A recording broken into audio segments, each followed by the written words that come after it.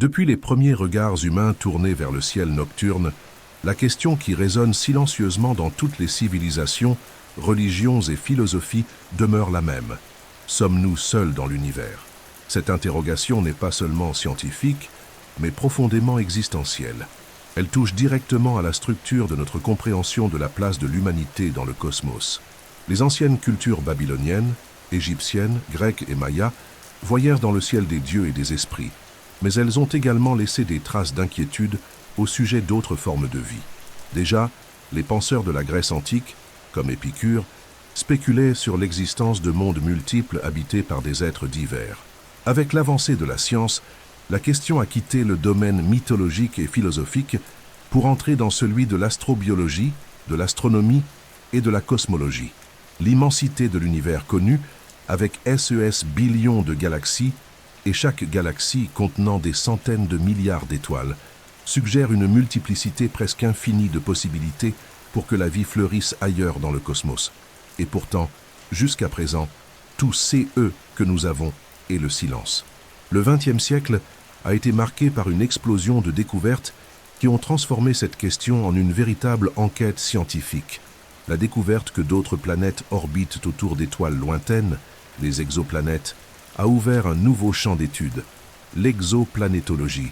Avec le lancement de télescopes comme Kepler et plus récemment James Webb, les astronomes ont commencé à observer non seulement des étoiles lointaines, mais aussi les mondes qui les entourent, en mesurant leur masse, leurs compositions atmosphériques et, dans certains cas, même des indices d'habitabilité. La question est passée de « y a-t-il des planètes là-dehors » à « CES planètes peuvent-elles abriter la vie ?» La science a cessé de contempler le ciel uniquement avec émerveillement et s'est mise à le sonder avec des instruments de précision millimétrique balayant la voûte céleste à la recherche de tout signal, de toute déviation spectrale, de tout bruit qui pourrait indiquer que nous ne sommes pas seuls. La fascination humaine pour l'idée d'une compagnie cosmique ne vient pas seulement d'un désir d'aventure ou de découverte. Elle contient une recherche de sens et d'appartenance. Si la vie n'est apparue que sur la Terre, dans un point minuscule d'un univers gigantesque, cela pourrait signifier que nous sommes une exception absurde, une anomalie statistique. Mais si la vie est courante, disséminée sous d'innombrables formes et contextes, cela transforme non seulement notre vision de la biologie, mais aussi les implications philosophiques de notre existence. Le simple fait de n'avoir encore détecté aucune forme de vie, qu'elle soit intelligente ou microbienne, divise les scientifiques en deux grandes tendances. Les optimistes, qui estiment que l'absence de preuves n'est pas une preuve d'absence, et les pessimistes, qui voient dans le silence une possible confirmation de notre solitude cosmique. Au-delà de la recherche de micro-organismes, il existe le défi encore plus complexe de détecter une vie intelligente. Depuis la décennie de 1960, des programmes comme la recherche d'intelligence extraterrestre scrutent le ciel à la recherche de signaux radio ou de transmissions qui pourraient indiquer la présence de sociétés technologiquement avancées. Jusqu'à présent, aucun de ces signaux n'a été confirmé. En 1977, un signal radio capté par le radiotélescope Big Ear de l'Université de l'Ohio, connu sous le nom de signal WOW, a suscité un bref espoir, mais il n'a jamais été répété. Pourtant, la recherche continue. De nouveaux projets utilisant des télescopes plus sensibles, comme Breakthrough Listen, tentent d'affiner les recherches, en analysant des milliards de fréquences avec des algorithmes capables de traiter en temps réel des quantités massives de données. Le paradoxe entre l'immensité du cosmos et l'absence de preuves est CE qui rend cette question si puissante. Elle ne tient pas seulement à la curiosité scientifique, mais aussi à l'impact émotionnel et philosophique qu'elle entraîne. Le simple fait de lever les yeux vers les étoiles la nuit et de se demander s'il existe quelqu'un qui nous regarde en retour est en soi un acte profondément humain. La question de savoir si nous sommes seuls est également une question sur CE que nous sommes. La recherche de vie dans l'univers est une extension de la recherche de notre propre sens. Et peut-être qu'en trouvant d'autres formes de vie, nous comprendrons mieux qui nous sommes. Parmi toutes les questions scientifiques qui nous troublent, peu sont aussi mystérieuses que l'origine de la vie. La Terre, il y a environ 4 milliards d'années, était un monde hostile, rempli d'éruptions volcaniques, d'orages électriques violents et d'océans primitifs chargés de composés chimiques. Et à un certain moment au milieu de ce chaos géologique, des molécules inorganiques ont commencé à s'organiser de façon autonome jusqu'à donner naissance aux premières formes de vie. La science ne possède pas encore de réponse définitive sur la façon dont la vie est apparue, mais tout au long du XXe siècle et du début du XXIe siècle, des progrès significatifs ont apporté des hypothèses de plus en plus précises sur les chemins possibles qui ont mené de la chimie à la biologie. L'une des théories les plus influentes est l'hypothèse de la soupe primordiale, proposée par Alexander Oparin et John Haldane dans les années 1920. Selon elle, l'atmosphère primitive de la Terre, riche en méthane, en ammoniac, en vapeur d'eau et en hydrogène, aurait réagi avec les décharges électriques et le rayonnement ultraviolet, favorisant la formation de molécules organiques simples comme les acides aminés. En 1953, cette idée a reçu un soutien expérimental grâce à la célèbre expérience de Stanley Miller et Harold Urey, dans laquelle une simulation de l'atmosphère primitive a produit, après quelques jours, des composés organiques essentiels à la vie. CE fut l'un des moments les plus emblématiques de la biologie expérimentale, prouvant que les blocs fondamentaux de la vie pouvaient apparaître spontanément dans des conditions compatibles avec la Terre primitive. Mais la présence d'acides aminés n'est pas suffisante pour définir la vie. Le véritable défi consiste à comprendre comment CES molécules simples se sont assemblées pour former des structures complexes capables de s'auto-répliquer et d'évoluer. Diverses hypothèses tentent d'expliquer CE-SO. L'une des plus discutées est l'hypothèse du monde à ARN, qui suggère que l'ARN, ayant à la fois des propriétés catalytiques et informationnelles, pourrait avoir été la première molécule biologique fonctionnelle. Contrairement à l'ADN, l'ARN est plus simple et peut agir comme une enzyme catalysant sa propre réplication. Cette idée propose qu'avant l'existence des cellules telles que nous les connaissons, il ait pu y avoir un stade prébiotique où des structures auto-organisées d'ARN étaient capables de se répliquer et de muter, un mécanisme rudimentaire d'évolution naturelle. Une autre piste de recherche suggère que la vie pourrait avoir émergé dans des environnements hydrothermaux, au fond des océans, où des sources chaudes riches en minéraux fournissent une énergie chimique constante et des conditions idéales pour des réactions organiques complexes. Dans ces failles géothermiques profondes, connues sous le nom de fumeurs noirs, des molécules organiques auraient pu se former et se protéger du rayonnement solaire intense qui frappait la surface de la Terre primitive. De plus, ces environnements aquatiques offrent des compartimentations naturelles, comme les pores des roches, qui auraient servi de micro-environnement pour des réactions chimiques ordonnées, se rapprochant ainsi de l'idée de protocellules. L'origine de la vie soulève également la possibilité que le processus n'ait pas été exclusivement terrestre. L'hypothèse de la panspermie suggère que les ingrédients de base de la vie, ou même des formes de vie microbiennes extrêmement résistantes, pourraient provenir de l'espace, transportés par des comètes, des astéroïdes ou des météorites. Cette idée a gagné en force avec la découverte d'acides aminés et de composés organiques dans des météorites comme celle de Murchison, ainsi qu'avec des expériences spatiales démontrant que certains micro-organismes peuvent survivre à des conditions extrêmes de rayonnement et de vide. Bien que cette hypothèse ne résolve pas le mystère de l'origine en soi, elle élargit le champ de l'enquête au-delà de la Terre, laissant entendre que la vie pourrait être un phénomène cosmique et non seulement planétaire. Malgré tous ces progrès, l'origine de la vie demeure une frontière scientifique ouverte. Les expériences de laboratoire réussissent à simuler certaines étapes partielles, comme la formation de protéines, de lipides et même de protocellules artificielles, mais le passage d'une chimie organique complexe à un système vivant capable de s'auto-répliquer reste une énigme. La science travaille sur de multiples fronts pour combler cette lacune, en croisant les données de la biologie moléculaire, de la géologie, de la chimie prébiotique et de l'astrobiologie. Et chaque nouvelle découverte sur les premiers instants de la vie terrestre nous aide non seulement à comprendre notre propre passé, mais nourrit aussi l'espoir de trouver des processus similaires sur d'autres planètes. Car si la vie a pu surgir du chaos sur notre planète, elle a peut-être aussi fleuri sur des mondes lointains partageant les mêmes conditions fondamentales, énergie, eau et temps. En l'année 1961, l'astronome radio Frank Drake a proposé une formule qui allait changer à jamais la manière dont la science aborde la recherche de vie intelligente au-delà de la Terre. Plus qu'une simple équation mathématique, l'équation de Drake est un modèle conceptuel qui cherche à estimer le nombre de civilisations technologiquement avancées qui pourraient exister en CE moment même dans la Voie lactée, capables de communiquer par des signaux électromagnétiques.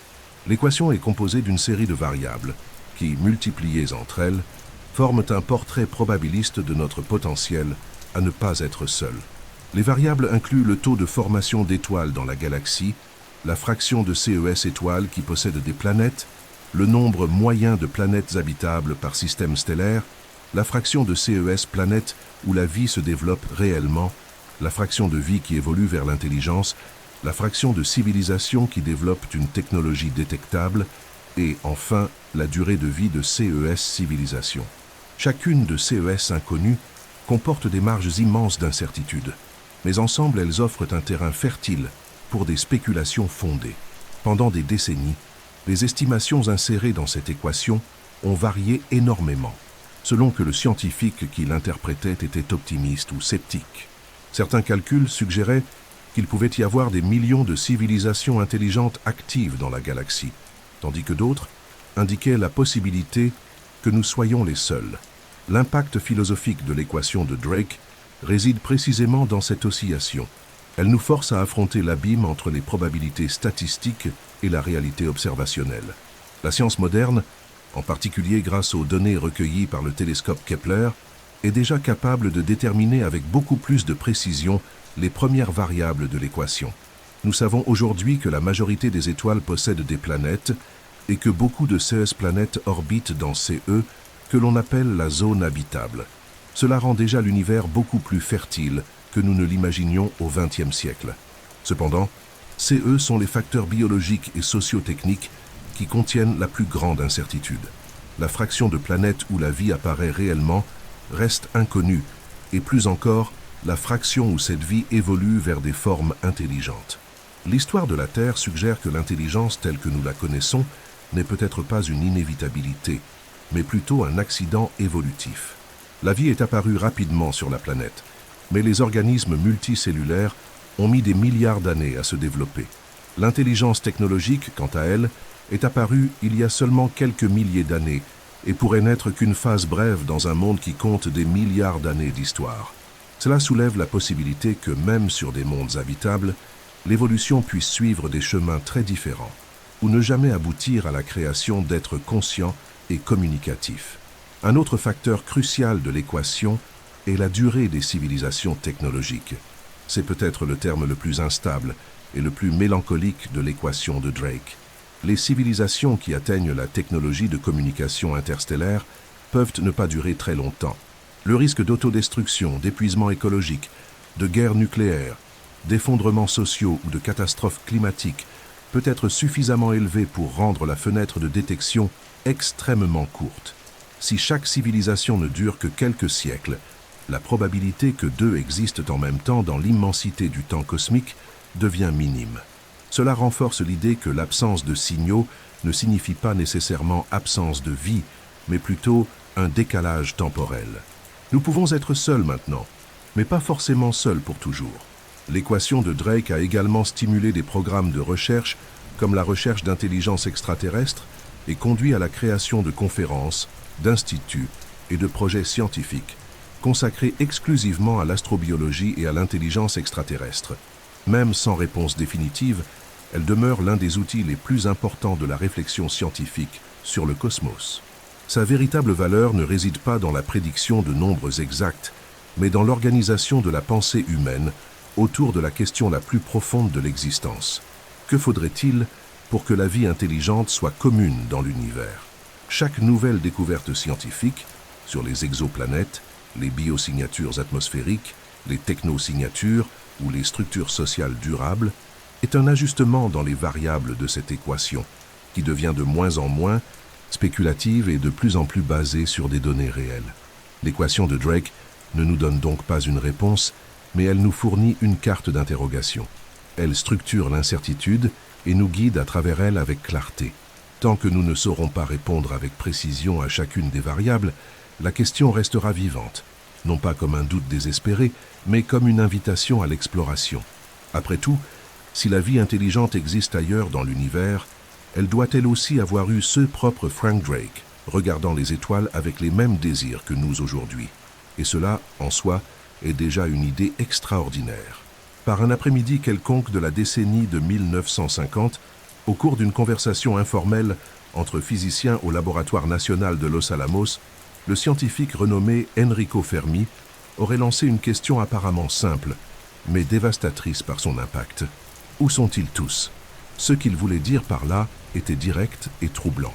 Si l'univers est si ancien, si vaste, et s'il existe des milliards de planètes potentiellement habitables, rien que dans notre galaxie, alors pourquoi n'avons-nous jamais détecté aucun signal clair de vie intelligente en dehors de la Terre? Cette question, qui allait être connue sous le nom de paradoxe de Fermi, est devenue l'un des plus grands dilemmes de la science moderne. La contradiction entre CE que nous devrions trouver selon les statistiques cosmiques et CE que nous observons réellement, un silence absolu, est au cœur d'une tension scientifique qui n'a toujours pas été résolue. Le paradoxe de Fermi part de prémices apparemment logiques. La Voie lactée a environ 13 milliards d'années et la Terre existe depuis seulement 4 milliards et demi. Même si des civilisations technologiquement avancées mettaient seulement quelques millions d'années à émerger et à s'étendre, ces laps de temps seraient suffisants pour que beaucoup d'entre elles aient déjà colonisé une grande partie de la galaxie. Des technologies théoriques comme les sondes autoréplicantes, connues sous le nom de sondes de von Neumann, pourraient explorer les systèmes stellaires en cascade, se multipliant et cartographiant des planètes avec une grande efficacité. Pourtant, aucun artefact, aucun signal indiscutable, aucune trace ne nous est parvenue. Nous sommes face à un univers qui semble crier des possibilités, mais qui demeure dans les faits assourdissant de silence. De nombreuses hypothèses ont été proposées pour tenter de résoudre ces paradoxes, chacune avec des implications profondes. L'une suggère que la vie intelligente est extrêmement rare, ou que l'intelligence comme la nôtre est statistiquement improbable. Une autre, appelée le grand filtre, avance qu'il existe une barrière évolutive presque infranchissable qui empêche la vie de passer de formes simples à des civilisations avancées. Si le grand filtre est derrière nous, cela indiquerait que la vie intelligente est rare et que nous sommes des exceptions remarquables. Mais s'il est encore devant, cela suggère que les civilisations ont tendance à s'autodétruire avant de devenir interstellaires. Cette interprétation transforme le silence de l'univers en un avertissement sombre sur notre propre avenir. D'autres théories cherchent à résoudre le paradoxe par des explications sociologiques ou technologiques. Peut-être que les civilisations intelligentes ne veulent tout simplement pas communiquer, adoptant une sorte de politique de non-interférence, comme le propose l'hypothèse du zoo, selon laquelle la Terre serait une sorte de réserve naturelle, observée à distance. Peut-être utilise-t-elle des moyens de communication si avancés qu'ils nous sont invisibles, signaux quantiques, transmission gravitationnelle ou même des mécanismes de cryptage inintelligibles pour nous. Une autre possibilité est que la majorité des civilisations existent dans des simulations informatiques ou aient migré vers des mondes numériques où leurs activités ne laissent aucune trace astrophysique détectable. Certains suggèrent également que nous regardons l'univers avec de mauvais filtres. La recherche d'intelligence extraterrestre et d'autres initiatives se concentrent sur les signaux radio, mais peut-être que nous cherchons l'équivalent cosmique de la fumée à une époque de fibre optique. Notre propre évolution technologique montre comment certains moyens de communication deviennent rapidement obsolètes. De plus, le concept de vie basé sur le carbone et l'intelligence selon nos critères humains peut limiter nos attentes. Il pourrait exister des formes de conscience et de communication radicalement différentes des nôtres, que nous ne reconnaîtrions même pas si elles étaient devant nous. Le paradoxe de Fermi reste un rappel gênant que, aussi loin que nous progressions dans nos instruments et nos théories, il existe une barrière silencieuse entre nous et le reste de l'univers. Nous ne savons pas si elle est de nature physique, biologique, technologique ou simplement temporelle. Peut-être sommes-nous seuls seulement pour le moment. Peut-être que d'autres civilisations ont existé et disparu avant même que la Terre ne se forme. Ou peut-être qu'elles sont là, silencieuses, par choix. En attendant, nous continuons d'écouter, attentifs, pleins d'espoir et humbles face au silence qui nous entoure de toutes parts. Depuis peu d'années, l'existence de planètes au-delà du système solaire n'était qu'une hypothèse logique, soutenue par des statistiques et par la conviction que le Soleil ne pouvait pas être une exception au milieu de centaines de milliards d'étoiles. Mais CE n'est que dans la décennie de 1990 que la première exoplanète a été confirmée, marquant le début d'une révolution en astronomie. Depuis lors, la recherche d'exoplanètes habitables, des mondes au-delà du nôtre qui réunissent des conditions pour abriter la vie, est devenue l'un des fronts les plus fascinants de la science moderne. Dans cette mission, 2 télescopes spatiaux se distinguent, Kepler et James Webb. Le premier, lancé en 2009, a été conçu spécifiquement pour détecter des exoplanètes par la méthode du transit, c'est-à-dire en identifiant de petites variations de luminosité des étoiles lorsqu'une planète passe devant elle. Le second, lancé en 2021, va bien plus loin. Le télescope spatial James Webb est capable d'observer les atmosphères de CES mondes lointains, en analysant la lumière qui les traverse et en détectant de possibles signaux chimiques pouvant indiquer la présence de vie. Le télescope Kepler a transformé l'estimation statistique en réalité concrète. Au cours de ces 9 années d'opération, il a découvert plus de 2600 exoplanètes confirmées et des milliers de candidates supplémentaires. À partir de CES données, les astronomes ont pu conclure que la présence de planètes est la norme et non l'exception. On estime qu'il existe plus de 100 milliards de planètes dans la Voie lactée et qu'au moins 20% des étoiles semblables au Soleil possèdent une planète de la taille de la Terre dans leur zone habitable. La zone habitable, également appelée zone de Goldilocks, est cette bande de distance où une planète n'est ni trop chaude ni trop froide, permettant la présence d'eau liquide à sa surface, l'une des conditions de base pour la vie telle que nous la connaissons. Mais détecter une planète n'est que le commencement. La frontière suivante consiste à comprendre CE qu'elle contient. C'est là que le télescope spatial James Webb intervient. Avec une sensibilité sans précédent, il peut analyser les spectres de lumière qui traversent les atmosphères des exoplanètes durant le transit, révélant la présence de molécules spécifiques comme la vapeur d'eau, le méthane, le dioxyde de carbone, l'ozone et même des composés organiques complexes. La détection simultanée de certains gaz, surtout en déséquilibre chimique, peut être un indicateur puissant de processus biologiques actifs. Par exemple, sur la Terre, la présence continue d'oxygène dans l'atmosphère est soutenue par la photosynthèse. Sans la vie, il réagirait avec d'autres éléments et disparaîtrait en l'espace de quelques millénaires. Par conséquent, trouver des atmosphères aux compositions similaires peut être la première étape pour identifier des planètes vivantes. Au-delà des compositions atmosphériques, le télescope spatial James Webb permet également d'estimer les températures de surface de CES mondes, leur densité et, dans certains cas, même des signes d'activité géologique. Cela aide à distinguer des planètes gazeuses, rocheuses ou dotées d'océans profonds. Parmi les cibles les plus prometteuses jusqu'à présent figurent les planètes du système TRAPPIST-1, une étoile naine ultra-froide qui abrite 7 planètes de la taille de la Terre, dont 3 se situent dans la zone habitable. D'autres mondes comme K, 218b, LHS, 1140b et TOI 700d sont également examinés avec attention. K218b en particulier a retenu l'attention lorsque des signaux de vapeur d'eau ont été détectés dans son atmosphère, suggérant la présence d'une couche d'eau liquide, bien que l'on débatte encore pour savoir si sa structure permettrait réellement la vie telle que nous la concevons. L'importance de CES découvertes dépasse le simple désir de trouver des êtres extraterrestres. Elle redéfinit notre perception de la place de la Terre dans l'univers. Pendant longtemps, nous avons considéré notre planète comme un joyau rare, peut-être unique. Mais la nouvelle ère de l'astrobiologie suggère qu'elle pourrait n'être qu'une parmi des trillions. La diversité des exoplanètes est si impressionnante que beaucoup n'ont pas d'équivalent dans notre système solaire. On observe des super-terres, des mini-Neptunes, des mondes océaniques, des planètes couvertes de nuages métalliques ou décrivant des orbites extrêmement serrées autour d'étoiles naines.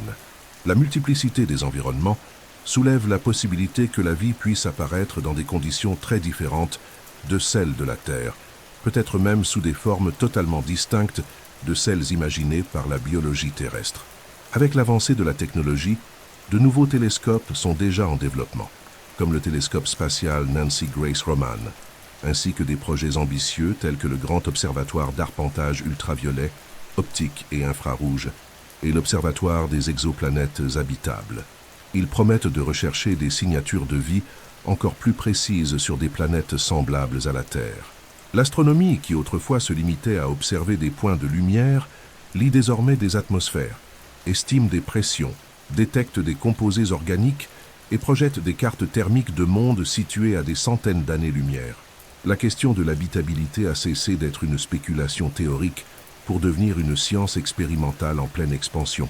Et plus nous découvrons, plus le silence de l'univers se transforme, non pas en absence, mais en attente. Une attente dense, chargée de possibilités, où chaque nouvelle donnée peut être le prélude du moment le plus révolutionnaire de l'histoire humaine, le jour où nous regarderons un point dans le ciel en sachant, avec une évidence scientifique, que la Terre n'est pas le seul endroit où la vie respire. Dans la recherche de la vie au-delà de la Terre, l'un des concepts les plus fondamentaux, et en même temps les plus poétiques, est celui de la zone dite habitable, également connue sous le nom de zone de Goldilocks. Le nom renvoie au conte classique des trois ours, où l'héroïne choisit le bol de soupe qui n'était ni trop chaud ni trop froid mais parfait. En termes astronomiques, cette métaphore représente la région autour d'une étoile où les conditions de température sont adaptées à l'existence d'eau liquide à la surface d'une planète. L'eau liquide est considérée comme essentielle, car partout sur la Terre où il y a de l'eau, il y a aussi de la vie, même dans les environnements les plus extrêmes. La zone habitable est donc le point de départ logique et nécessaire dans le tri des mondes potentiellement vivants. Mais qu'est-ce qui détermine cette zone? La variable principale est la luminosité de l'étoile. Les étoiles plus grandes et plus chaudes, comme celles de type spectral A ou B, possèdent des zones habitables plus éloignées, mais CES étoiles vivent peu de temps, parfois seulement quelques centaines de millions d'années, CE qui peut ne pas suffire à l'évolution d'une vie complexe. Les étoiles plus petites, comme les naines rouges de type M, vivent pendant des dizaines de milliards d'années, offrant des fenêtres temporelles immenses pour l'évolution biologique. Cependant, leur zone habitable est très proche de l'étoile. C'est eux qui exposent les planètes à de fortes tempêtes stellaires, à un rayonnement intense et à un risque d'accollement gravitationnel, phénomène pouvant faire en sorte qu'un côté de la planète soit en permanence tourné vers l'étoile, tandis que l'autre demeure gelé dans une obscurité éternelle. Même avec CES défi, la zone habitable est un outil puissant pour filtrer des candidats prometteurs dans la recherche de la vie. Des estimations basées sur les données du télescope Kepler indiquent qu'il existe des milliards de planètes potentiellement situées dans cette bande au sein de notre galaxie. Mais cela ne signifie pas qu'elles sont toutes habitables. La zone de Goldilocks est une condition nécessaire mais non suffisante. D'autres facteurs critiques entrent en jeu. La présence d'une atmosphère stable, un champ magnétique pour la protection contre le rayonnement cosmique, des plaques tectoniques pour le recyclage des nutriments et, bien sûr, une composition chimique compatible avec des processus biochimiques connus. Il s'agit d'un équilibre délicat où la synergie entre les éléments peut transformer une planète rocheuse ordinaire en un monde fertile pour la vie. Le système solaire lui-même illustre bien l'importance de cette zone.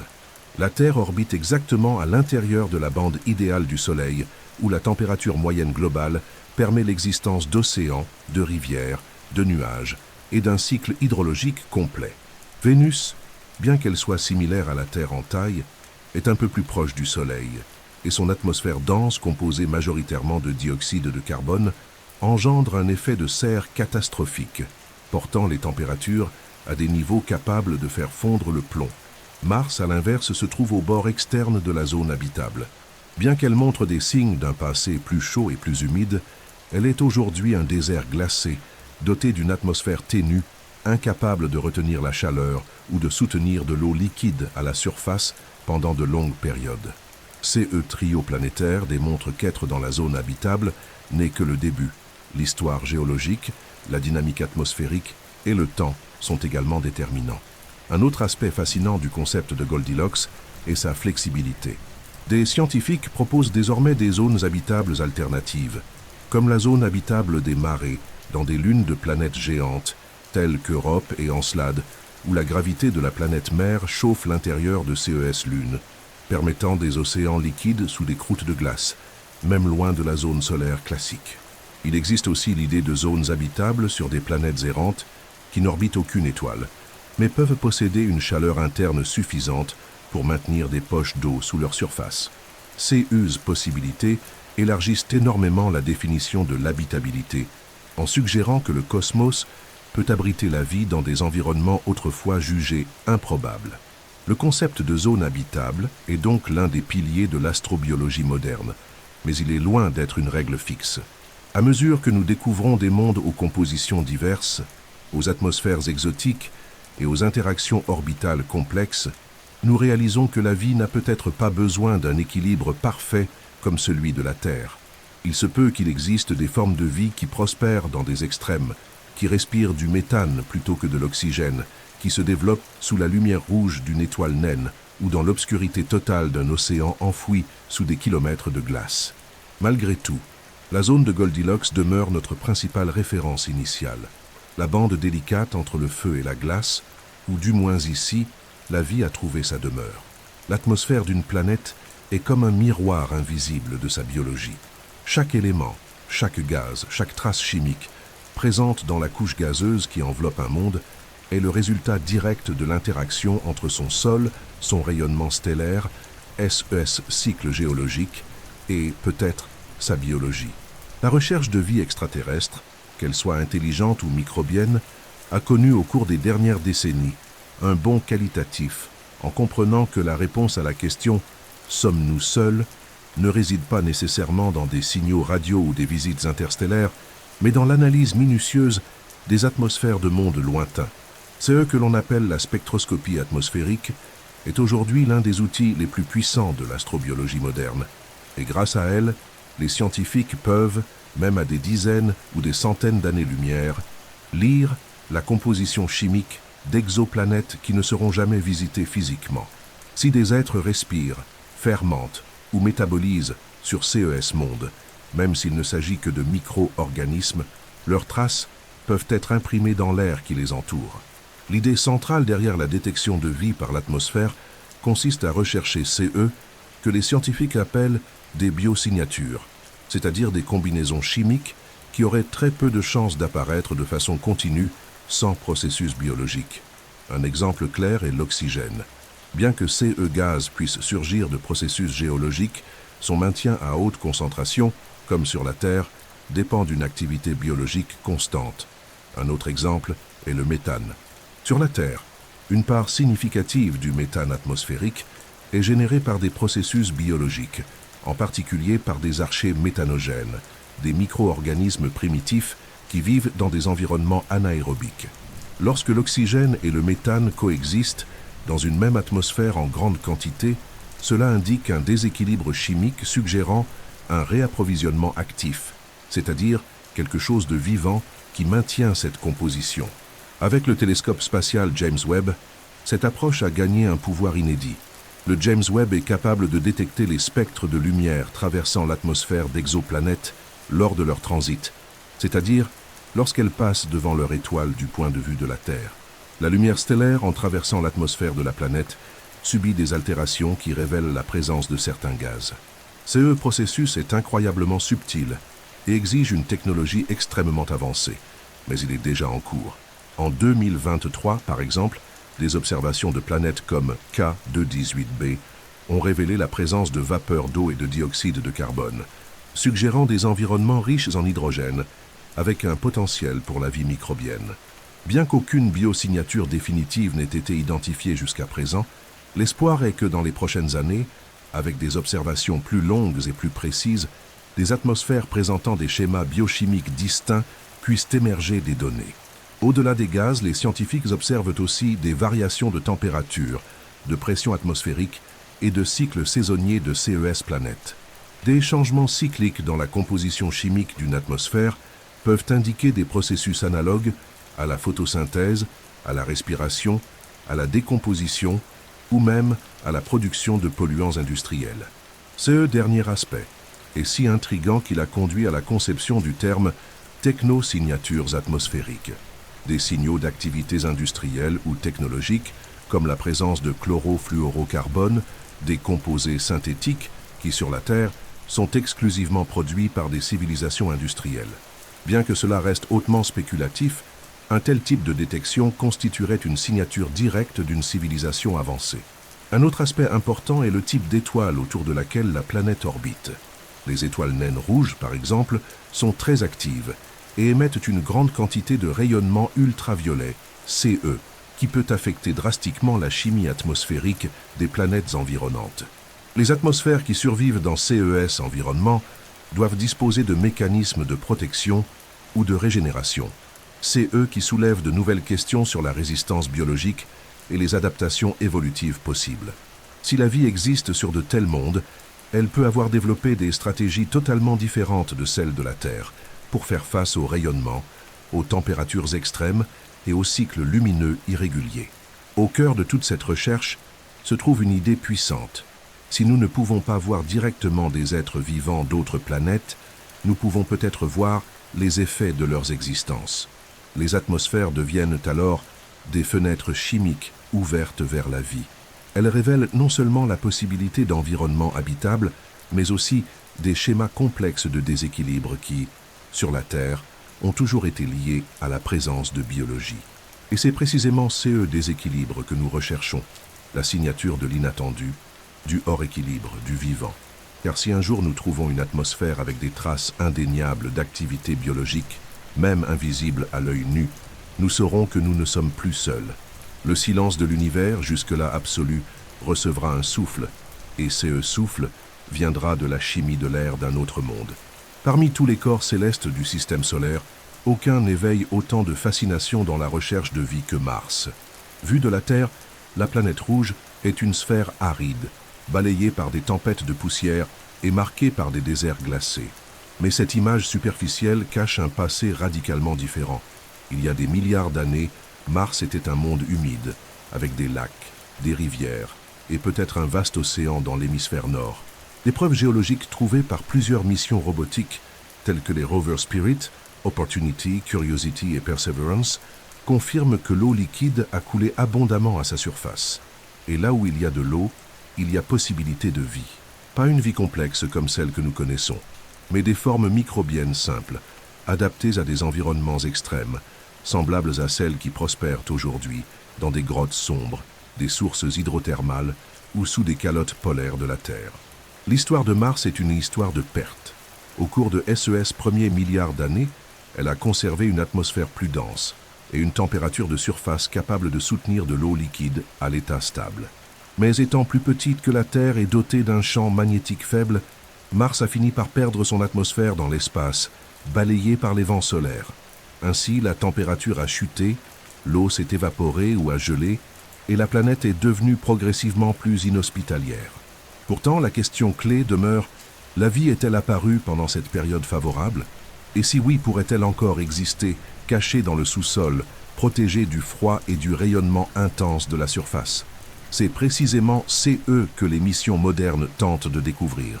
Le rover Curiosity, qui opère depuis 2012, a identifié des molécules organiques complexes dans des roches sédimentaires anciennes du cratère Gale, indiquant que les blocs fondamentaux de la vie étaient présents.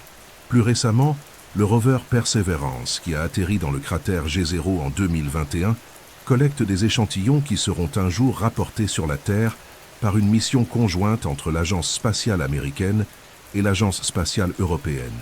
G0 a été choisi parce qu'il abritait un ancien delta fluvial, un environnement idéal pour la préservation de signes biologiques.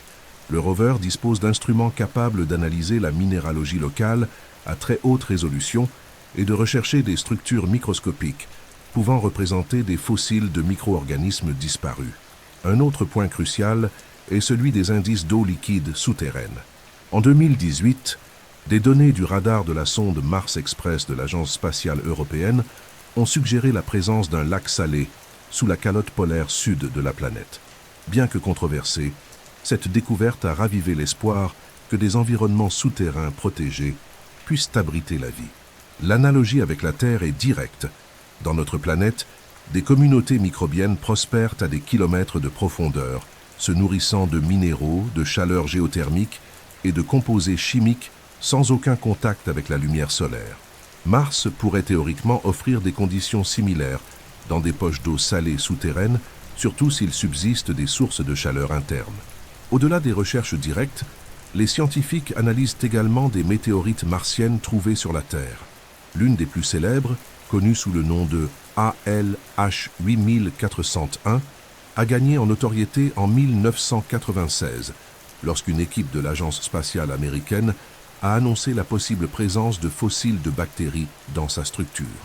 Bien que cette interprétation ait été contestée et que d'autres explications géochimiques aient été proposées, le CAS a placé l'astrobiologie martienne au centre de l'attention publique et scientifique, stimulant de nouvelles missions et de nouveaux modèles d'analyse. L'étude de CES Météorite montre que même sans atterrir sur Mars, nous pouvons explorer son histoire biologique grâce à des fragments qui ont traversé l'espace et sont tombés sur notre planète. Malgré des décennies de recherche, Mars n'a pas encore fourni la preuve définitive de l'existence de vie, ni passée ni présente. Mais les données accumulées indiquent de plus en plus une planète qui, dans sa jeunesse, avait tout pour abriter des formes simples de vie. Si ces ES-formes ont réellement existé, elles ont peut-être laissé des traces chimiques ou des fossiles enfouis dans le sol martien. Ou, dans une hypothèse encore plus stimulante, peut-être qu'une lignée microbienne a survécu à l'effondrement environnemental en migrant vers le sous-sol, où elle pourrait encore aujourd'hui maintenir une existence minimale, cachée dans les profondeurs de la planète. Si un jour nous trouvons ces types de vie, il pourra nous révéler comment la biologie se comporte dans des environnements extrêmes, et plus encore, si la vie est un phénomène courant dans l'univers, ou un miracle statistique qui s'est produit 2 fois sur 2 planètes voisines. Si Mars représente la recherche de vestiges d'une vie passée, figée dans le temps et enfouie dans le sol, les lunes glacées de Jupiter et de Saturne nous conduisent vers une possibilité encore plus extraordinaire, l'existence d'océans liquides, actifs et possiblement habitables, dissimulés sous des kilomètres de glace. Parmi CES lunes, 2 se distinguent avec force dans le domaine de l'astrobiologie, Europe autour de Jupiter et Encelade autour de Saturne.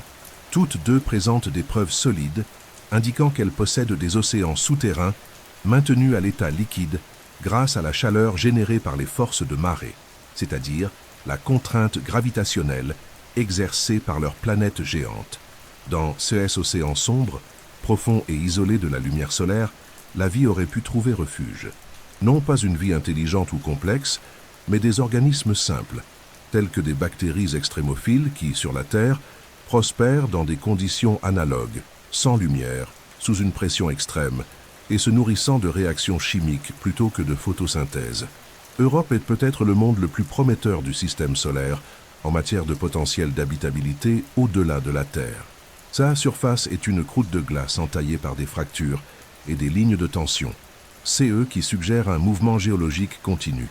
Des observations de la sonde Galileo et, plus récemment, du télescope Hubble indiquent la présence de panaches de vapeur d'eau expulsées de son pôle sud, CE qui renforce l'hypothèse d'un océan liquide global sous sa couche glacée. Cet océan, qui pourrait contenir 2 fois plus d'eau que tous les océans de la Terre réunis, serait en contact avec un noyau rocheux, générant des réactions chimiques semblables à celles qui se produisent dans les sources hydrothermales du fond marin terrestre. Sur notre planète, CES sources abritent des écosystèmes foisonnants, peuplés d'organismes vivants sans dépendre de la lumière du soleil, fondant leur existence sur la seule énergie chimique et sur les minéraux. Si des processus similaires ont lieu sur Europe, la vie aurait pu fleurir en silence pendant des milliards d'années, sous la surface que nos yeux n'ont jamais vue. Encelade, quant à elle, est plus petite, mais tout aussi fascinante. La mission Cassini, qui a orbité autour de Saturne pendant plus d'une décennie, a accompli un exploit remarquable. Elle a traversé les panaches de vapeur émis par le pôle sud d'Encelade et les a analysés directement.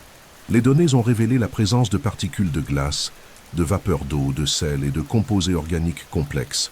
Plus encore, on a détecté la signature d'hydrocarbures et des preuves d'activité hydrothermale au fond de l'océan souterrain de la Lune. Cela signifie qu'Encelade possède non seulement de l'eau liquide, mais aussi les conditions chimiques fondamentales pour des réactions biologiques, exactement comme les sources hydrothermales de la Terre.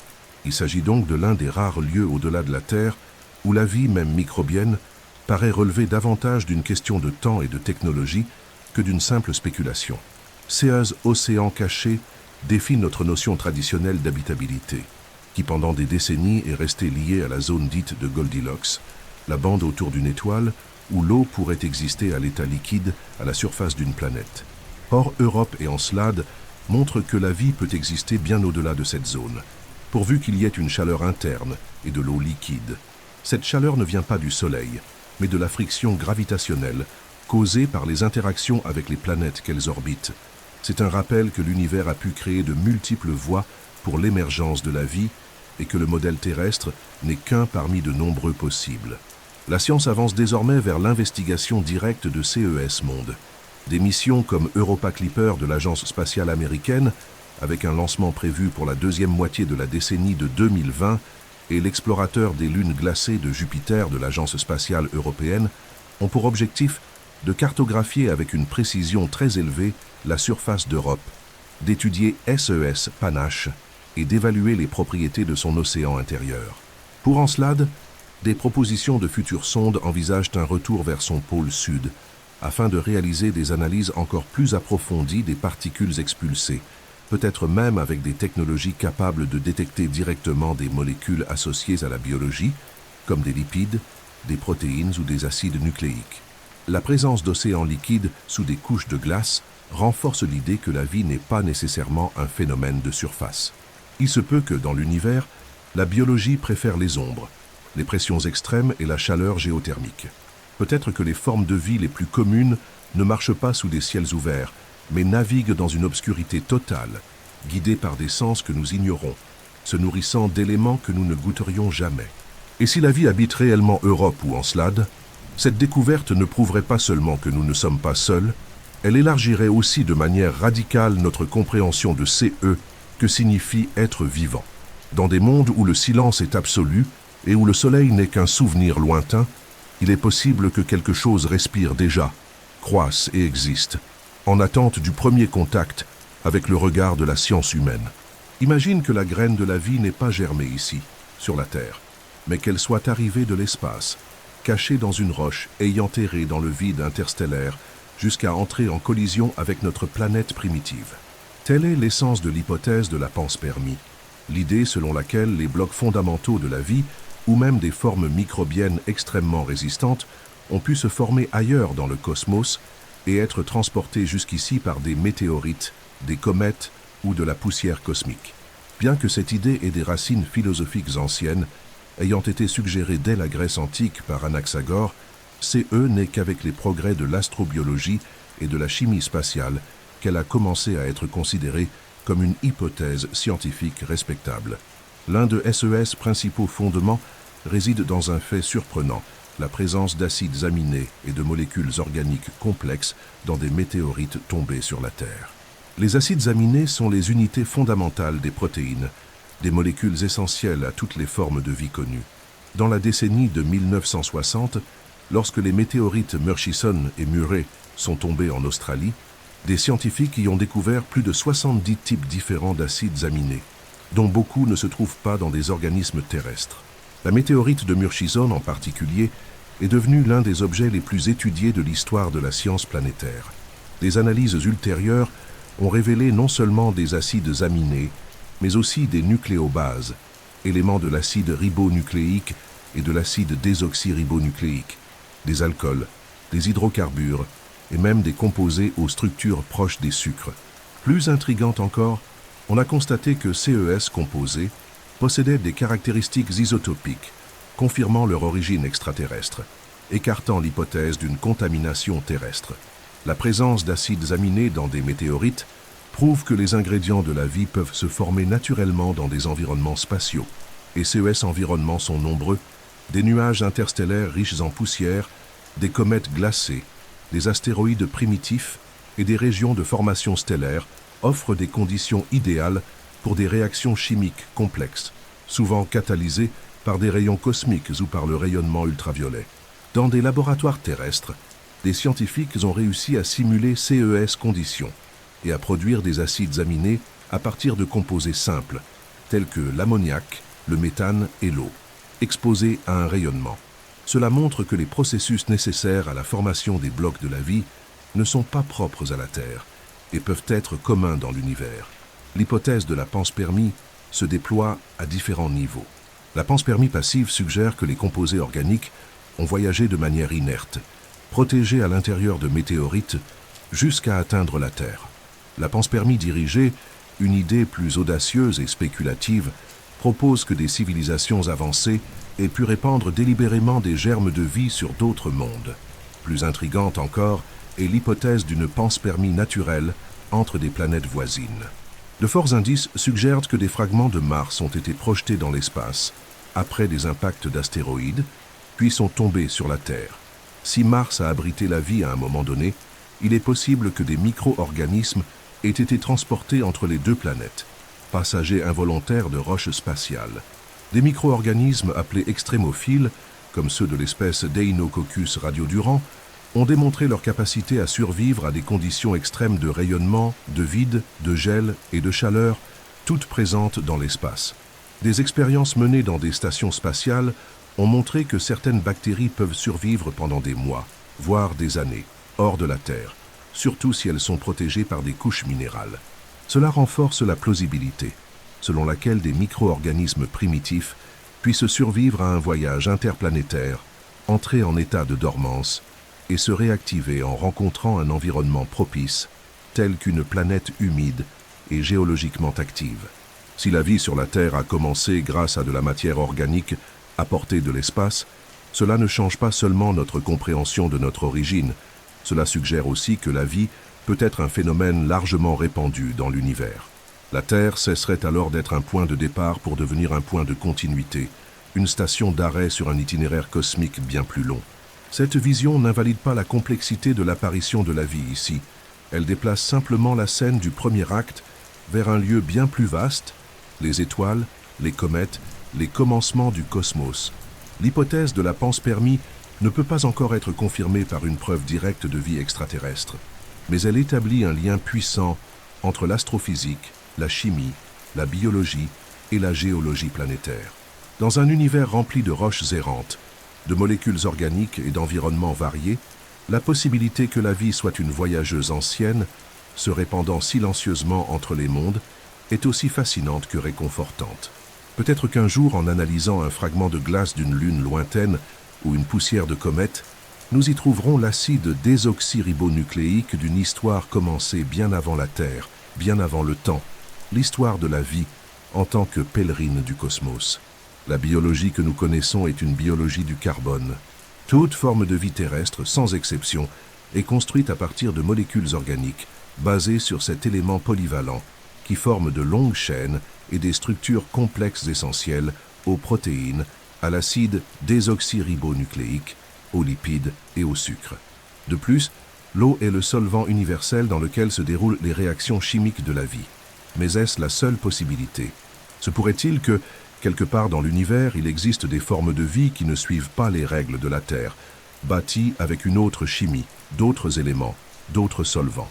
Telle est la grande question au cœur de l'idée des biochimies alternatives, la possibilité que la vie, dans son essence, soit plus vaste et plus diverse que CE que nous connaissons par l'unique exemple disponible, nous-mêmes. La science a déjà identifié plusieurs éléments qui, en théorie, pourraient remplacer le carbone comme base de la vie. Le silicium, par exemple, est souvent cité comme candidat plausible. Il se trouve juste en dessous du carbone dans le tableau périodique et partage certaines de SES propriétés de liaison chimique. En effet, des composés du silicium peuvent former des structures tridimensionnelles complexes. Cependant, le silicium présente aussi des limites. Il a tendance à former des molécules moins stables, moins polyvalentes et moins solubles que celles du carbone, surtout dans des environnements aqueux. Malgré tout, sur des planètes aux températures plus basses ou dans des atmosphères riches en substances telles que le méthane ou l'ammoniac, la chimie du silicium pourrait être plus favorable, ouvrant la voie à une biochimie entièrement différente de la nôtre. Une autre possibilité réside dans le remplacement de l'eau comme solvant. Au lieu d'un monde aquatique, imagine un monde où les océans seraient composés de méthane ou d'éthane liquide, comme sur la surface de Titan, la plus grande lune de Saturne. Titan possède des lacs d'hydrocarbures et une atmosphère dense et riche en composés organiques complexes.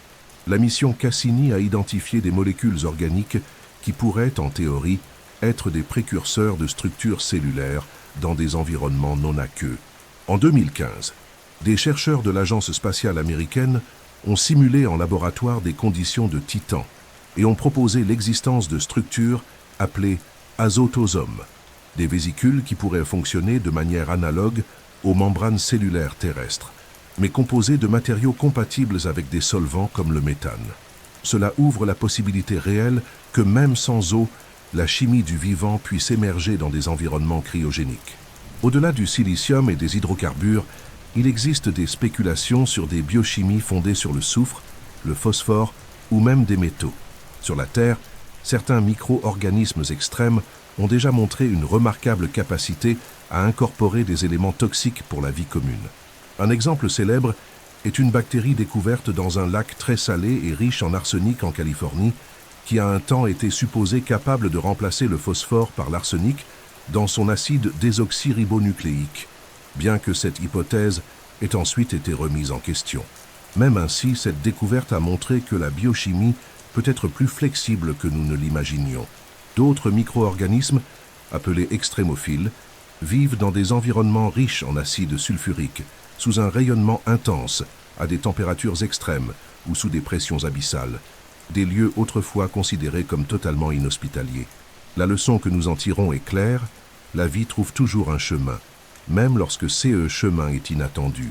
Les implications d'une vie fondée sur des biochimies alternatives sont profondes. D'un côté, elles élargissent notre définition de l'habitabilité. De l'autre, elles rendent la détection de la vie beaucoup plus complexe. Nos instruments sont calibrés pour rechercher des biosignatures basées sur CE que nous connaissons: l'oxygène, le méthane, l'eau, le carbone. Mais une vie qui respirerait l'hydrogène, métaboliserait des silanes ou se dissoudrait dans du méthane liquide pourrait passer totalement inaperçue, même si elle se trouvait sous nos yeux. Cela a conduit des scientifiques à proposer le concept de vie ombre, des formes de vie qui pourraient exister sur la Terre ou sur d'autres planètes, mais qui seraient invisibles à nos méthodes de détection actuelles parce qu'elles sont chimiquement trop différentes de la vie conventionnelle. L'astrobiologie doit donc être à la fois exploratrice et humble. Exploratrice lorsqu'elle examine les limites extrêmes de la chimie et teste des hypothèses dans des conditions exotiques. Humble lorsqu'elle reconnaît que la vie peut être bien plus créative que nos catégories préétablies. Si nous trouvons de la vie hors de la Terre, fondée sur des éléments différents, CE ne sera pas seulement une découverte scientifique, CE sera une révolution philosophique. Cela prouvera que la vie n'est pas une exception accidentelle de la chimie du carbone, mais une tendance naturelle de l'univers, quelque chose qui émerge chaque fois qu'il y a de l'énergie, de la complexité et suffisamment de temps, indépendamment des ingrédients exacts. Cette ouverture conceptuelle redéfinit notre quête. Nous ne cherchons plus uniquement des océans bleus et des atmosphères oxygénées. Nous cherchons des signes d'organisation, de métabolisme, de persistance. Et qui sait, un jour, nous détecterons une forme de vie si différente de la nôtre que nous ne l'appellerons même pas vie, jusqu'à CE qu'elle se révèle, lentement et inévitablement, comme CE qui a toujours été au-delà du miroir de notre biologie. La recherche de la vie dans l'univers a depuis longtemps quitté le champ de la spéculation philosophique pour se transformer en une entreprise concrète, technologique et scientifique. Des vaisseaux, des sondes et des télescopes parcourent l'espace dans de multiples directions, chacun avec ses objectifs propres, mais tous reliés par un fil conducteur commun: comprendre si nous sommes seuls. Certaines de ces missions examinent directement des mondes de notre système solaire à la recherche de biosignatures, tandis que d'autres explorent les confins de la galaxie dans l'espoir de détecter des planètes habitables ou des atmosphères présentant des indices chimiques suspects.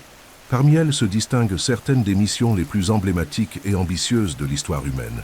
Perseverance, le satellite de relevé des exoplanètes en transit; Rosetta et le télescope spatial James Webb. Ensemble, CES missions représentent l'avant-garde de l'astrobiologie moderne, chacune éclairant une partie différente de la vaste obscurité cosmique. Le rover Perseverance, lancé par l'Agence spatiale américaine en 2020, a atterri sur Mars au début de 2021 avec un objectif clair: rechercher des signes de vie passée. Il est le laboratoire mobile le plus avancé jamais envoyé sur une autre planète, équipé d'instruments capables de réaliser des analyses chimiques et spectroscopiques à très haute résolution. Sa zone d'atterrissage, le cratère G0, a été soigneusement choisie parce qu'elle constitue le lit asséché d'un ancien delta fluvial, un environnement qui, sur la Terre, est propice à la préservation de fossiles microbiens. Persévérance n'explore pas seulement le sol martien, Il collecte aussi des échantillons qui seront scellés et stockés pour une future mission de retour sur la Terre, envisagée pour la prochaine décennie. L'espoir est que ces échantillons révèlent des microfossiles ou des composés organiques complexes, pouvant indiquer que Mars a déjà abrité la vie. Le satellite de relevé des exoplanètes en transit, lancé en 2018, est un chasseur de planètes. Sa mission est de détecter des exoplanètes en observant des diminutions de luminosité d'étoiles proches lorsqu'une planète passe devant elle. C'est eux que nous appelons transit. Bien que sa spécialité ne soit pas l'astrobiologie directe, CE satellite est crucial pour identifier les mondes les plus prometteurs qui pourront être étudiés ultérieurement à la recherche de biosignatures. Jusqu'à présent, il a identifié des milliers de candidates exoplanétaires, dont plusieurs situées dans la zone habitable de leurs étoiles. Ces cibles deviennent ensuite prioritaires pour des observations plus détaillées avec des télescopes plus puissants, en particulier le télescope spatial James Webb. La mission Rosetta, quant à elle, a marqué un chapitre remarquable de l'histoire de l'exploration spatiale. Lancée par l'Agence spatiale européenne, Rosetta est entrée en orbite autour de la comète 67P Churyumov-Gerasimenko en 2014 et, avec l'aide du module Philae, a réalisé le premier atterrissage contrôlé sur une comète.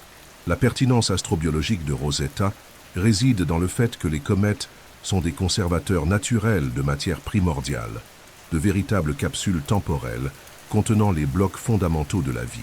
Rosetta a trouvé des acides aminés, des sucres simples et même du phosphore sur la comète, démontrant que des composés organiques complexes peuvent se former et survivre dans l'espace profond.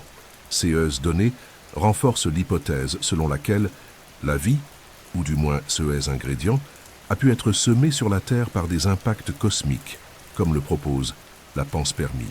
Enfin, le télescope spatial James Webb est à ce jour l'outil le plus sophistiqué jamais conçu pour examiner les atmosphères d'exoplanètes à la recherche de signes de vie.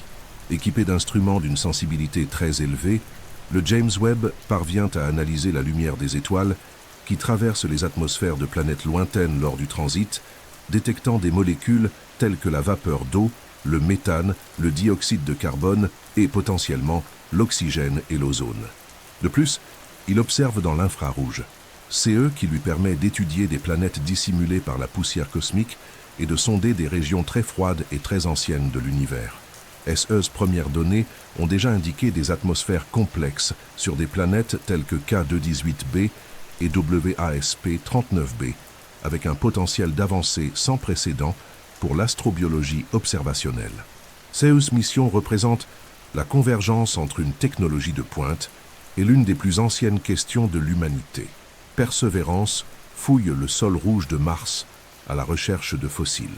Le satellite de relevé des exoplanètes en transit scrute le ciel à la recherche d'ombres planétaires. Rosetta a révélé que les semences de la vie peuvent exister dans des roches glacées, issues des débuts du système solaire. Et le télescope spatial James Webb observe des mondes situés à des centaines d'années-lumière en tentant de déchiffrer la chimie de l'invisible. Ensemble, CUS sonde et CUS télescope forment les yeux, les bras et l'ouïe de l'humanité dans sa quête la plus fondamentale, comprendre si nous sommes seuls et si nous ne le sommes pas, où, comment et sous quelle forme nos voisins cosmiques existent. Dans l'immensité silencieuse du cosmos, la vie peut se cacher de bien des manières, souterraines, microscopiques, invisibles à nos capteurs chimiques. Mais si, au lieu de chercher des micro-organismes ou des molécules, nous commencions à rechercher CE que seule une civilisation technologique peut produire.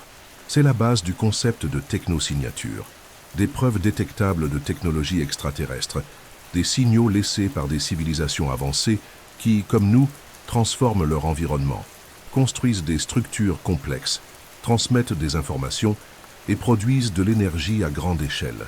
Contrairement aux biosignatures, qui cherchent à identifier la vie sous sa forme la plus primitive, les technosignatures visent le sommet de l'échelle évolutive, cherchant des signes d'une intelligence active qui a déjà atteint un niveau technologique suffisamment élevé pour impacter l'espace qui l'entoure.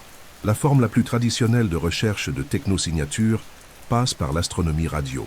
Depuis la décennie de 1960, des programmes de recherche d'intelligence extraterrestre scrutent le ciel à la recherche de signaux artificiels de radio ou de micro-ondes provenant de points précis de l'espace. L'idée est simple. Une civilisation avancée pourrait utiliser les ondes radio pour communiquer, ou même pour transmettre volontairement des informations, et CES signaux présenteraient des schémas distincts de la radiation naturelle émise par les étoiles ou les phénomènes cosmiques. Le célèbre signal WOW, détecté en 1977 par un radiotélescope dans l'Ohio, fut l'un de CES événements, une transmission intense, brève et inexplicable qui ne s'est jamais reproduite. Bien qu'il n'ait pas été confirmé comme technosignature, il demeure le symbole de CE que nous cherchons, quelque chose d'artificiel, d'inattendu, de dirigé. Mais les technosignatures vont bien au-delà des signaux radio. Avec l'avancée de l'astronomie, de nouvelles idées ont émergé. L'une des plus discutées est la sphère de Dyson, une structure hypothétique qu'une civilisation de type 2 sur l'échelle de Kardashev construirait autour de son étoile pour capter toute son énergie. Bien que nous ne sachions pas si une telle chose est réalisable, la présence d'une sphère de Dyson générerait des signatures observables détectables. La lumière de l'étoile serait altérée, partiellement obscurcie, et il y aurait un excès de rayonnement infrarouge, la chaleur résiduelle de cette mégastructure. Des télescopes modernes analysent déjà des variations anormales de luminosité stellaire, comme dans le cas intrigant de l'étoile de Tabby, dont la lumière diminue de façon irrégulière et inexpliquée, alimentant un temps des spéculations sur des structures extraterrestres en transit. Un autre domaine émergent est l'étude des polluants atmosphériques artificiels. Sur la Terre, des composés comme les chlorofluorocarbones sont exclusivement produits par l'activité industrielle. Si nous détectons CES composés dans une atmosphère extraterrestre, CE serait une preuve presque indéniable de technologie. Le télescope spatial James Webb et SES successeurs commencent déjà à avoir une sensibilité suffisante pour examiner CE type de signature sur des exoplanètes lointaines, en particulier dans la zone habitable. La présence de lumière artificielle, comme des villes nocturnes visibles depuis l'espace, ou même de structures en orbite telles que de grands satellites, fait également partie du champ des technosignatures potentielles, bien que cela reste encore très difficile à détecter avec la technologie actuelle. En outre, il existe la recherche de signaux mathématiques ou d'algorithmes codés dans des transmissions, quelque chose qui indiquerait une intentionnalité. Les mathématiques sont un langage universel, et des motifs comme des suites de nombres premiers, le nombre pi ou des proportions spécifiques sont considérés comme de bons candidats pour une communication interstellaire. L'idée est qu'une civilisation avancée souhaitant être découverte utiliserait des moyens reconnaissables par d'autres intelligences, créant une sorte de message pour quiconque le trouverait. Les technosignatures soulèvent aussi une question délicate, celle de la temporalité. Même s'il existe de nombreuses civilisations avancées dans l'univers, il est possible que leurs fenêtres de détection soient courtes. Elles peuvent disparaître, éteindre leur système de communication ou migrer vers des formes d'existence indétectables, comme des civilisations numériques fonctionnant à des échelles microscopiques. Le temps en CE sens peut être le plus grand obstacle. Peut-être sommes-nous au début de notre trajectoire technologique, tandis que d'autres espèces sont déjà venues et reparties il y a des millions d'années, laissant seulement des vestiges faibles et incompréhensibles. La recherche de technosignatures est donc autant scientifique que philosophique. C'est la tentative de trouver non pas seulement de la vie, mais quelqu'un là-bas, quelqu'un doté de conscience, de curiosité, de langage et d'ingénierie. C'est le reflet le plus direct de notre désir de contact et d'appartenance cosmique.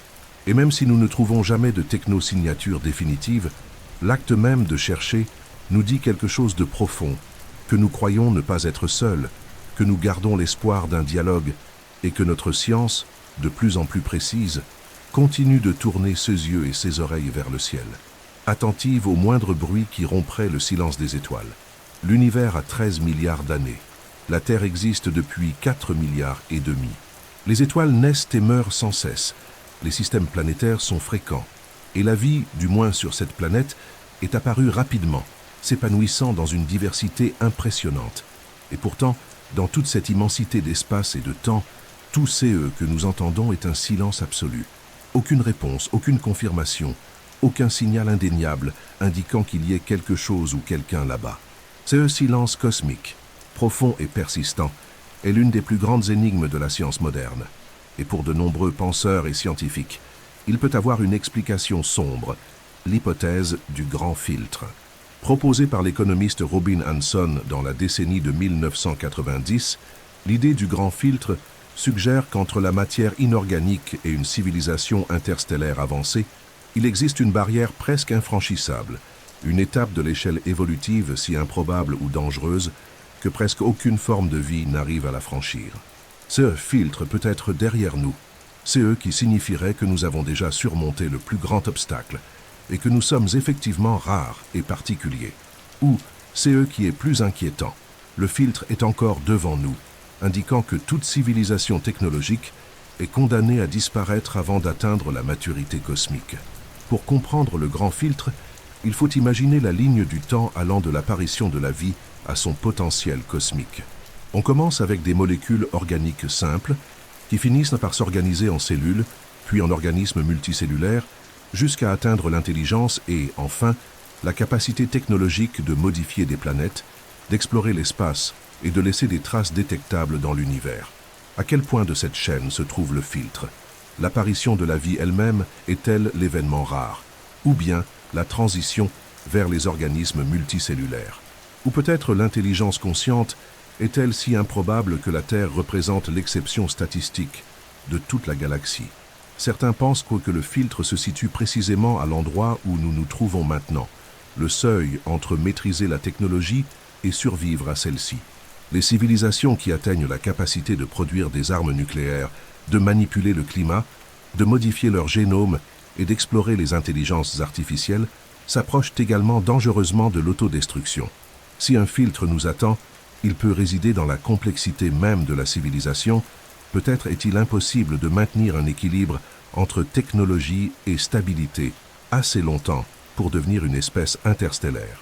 Cette vision, bien que pessimiste, est un avertissement puissant sur l'avenir de l'humanité et notre responsabilité envers la planète et les uns envers les autres.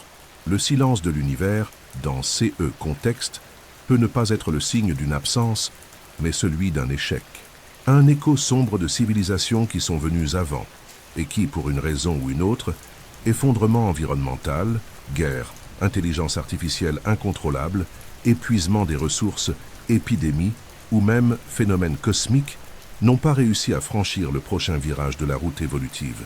Si tel est le message du silence, alors lever les yeux vers le ciel, c'est aussi nous regarder nous-mêmes, comme un rappel constant de notre vulnérabilité. Le grand filtre dans CE scénario est moins une hypothèse scientifique qu'un miroir existentiel. Que faisons-nous de notre connaissance? Sommes-nous prêts à assumer la responsabilité qui l'accompagne? D'un autre côté, si le filtre a déjà été franchi, alors le silence prend un nouveau sens.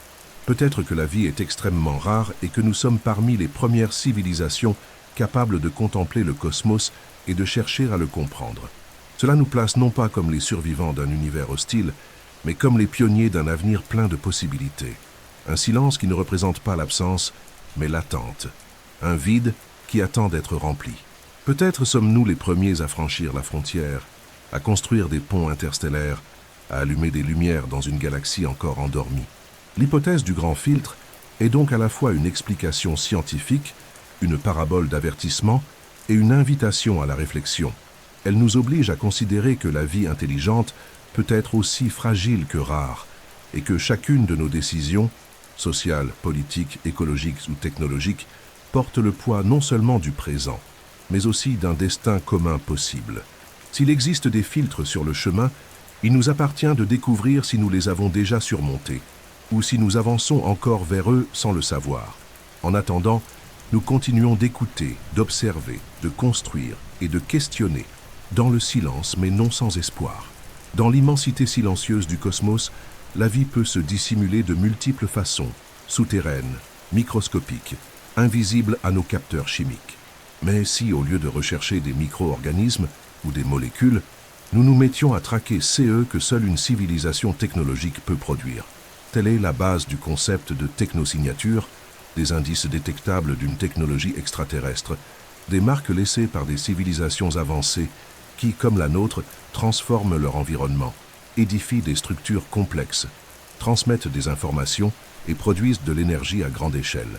À la différence des biosignatures, qui visent la vie dans son état le plus primitif, Les technosignatures visent le sommet de l'échelle évolutive, en cherchant des signes d'une intelligence active qui a déjà atteint un degré technologique suffisamment élevé pour marquer l'espace qui l'entoure d'effets mesurables et de phénomènes artificiels. La forme la plus traditionnelle de recherche de technosignatures s'appuie sur l'astronomie radio. Depuis la décennie de 1960, des programmes de recherche d'intelligence extraterrestre scrutent le ciel à la recherche de signaux artificiels de radio ou de micro-ondes provenant de régions précises de l'espace. L'idée est simple, une civilisation avancée pourrait utiliser les ondes radio pour communiquer ou même transmettre volontairement des informations, et CES signaux présenteraient des schémas distincts de la radiation naturelle émise par des étoiles ou par des phénomènes cosmiques. Le célèbre signal WOW, détecté en 1977 par un radiotélescope de l'Ohio, fut l'un de CES épisodes, une émission intense, brève et inexplicable qui ne s'est jamais répétée. Bien qu'il n'ait pas été confirmé comme technosignature, il demeure le symbole de CE que nous cherchons, quelque chose d'artificiel, d'inattendu, de dirigé, un motif qui tranche avec le bruissement régulier du fond cosmique et les pulsations des astres. Pourtant, les technosignatures s'étendent bien au-delà des signaux radio. À mesure que progresse l'astronomie, de nouvelles idées gagnent en force. L'une des plus discutées est la sphère de Dyson, une mégastructure hypothétique qu'une civilisation de type 2 sur l'échelle de Kardashev érigerait autour de son étoile afin d'en capter l'intégralité du rayonnement. Même si la faisabilité d'un tel projet demeure inconnue, la présence d'une sphère de Dyson produirait des signatures observables. La lumière de l'étoile serait modifiée, partiellement occultée, et un excès de rayonnement infrarouge, véritable chaleur résiduelle de l'ouvrage, se manifesterait. Des télescopes modernes examinent déjà des variations anormales de luminosité stellaire, comme dans le cas intrigant de l'étoile de Tabi, dont les baisses irrégulières et inexpliquées ont nourri durant un temps des spéculations sur le transit de structures artificielles de grande taille. Hypothèse aujourd'hui supplantée par des scénarios naturels, mais qui illustrent la logique de la recherche. Un autre champ émergent concerne l'étude de polluants atmosphériques artificiels. Sur la Terre, des composés tels que les chlorofluorocarbones sont exclusivement produits par l'activité industrielle. Si de tels composés étaient détectés dans une atmosphère extraterrestre, il s'agirait d'un indice presque indéniable de technologie. Le télescope spatial James Webb et SES Héritier commencent à atteindre une sensibilité suffisante pour sonder CE-type de signature sur des exoplanètes éloignées, en particulier dans la zone habitable.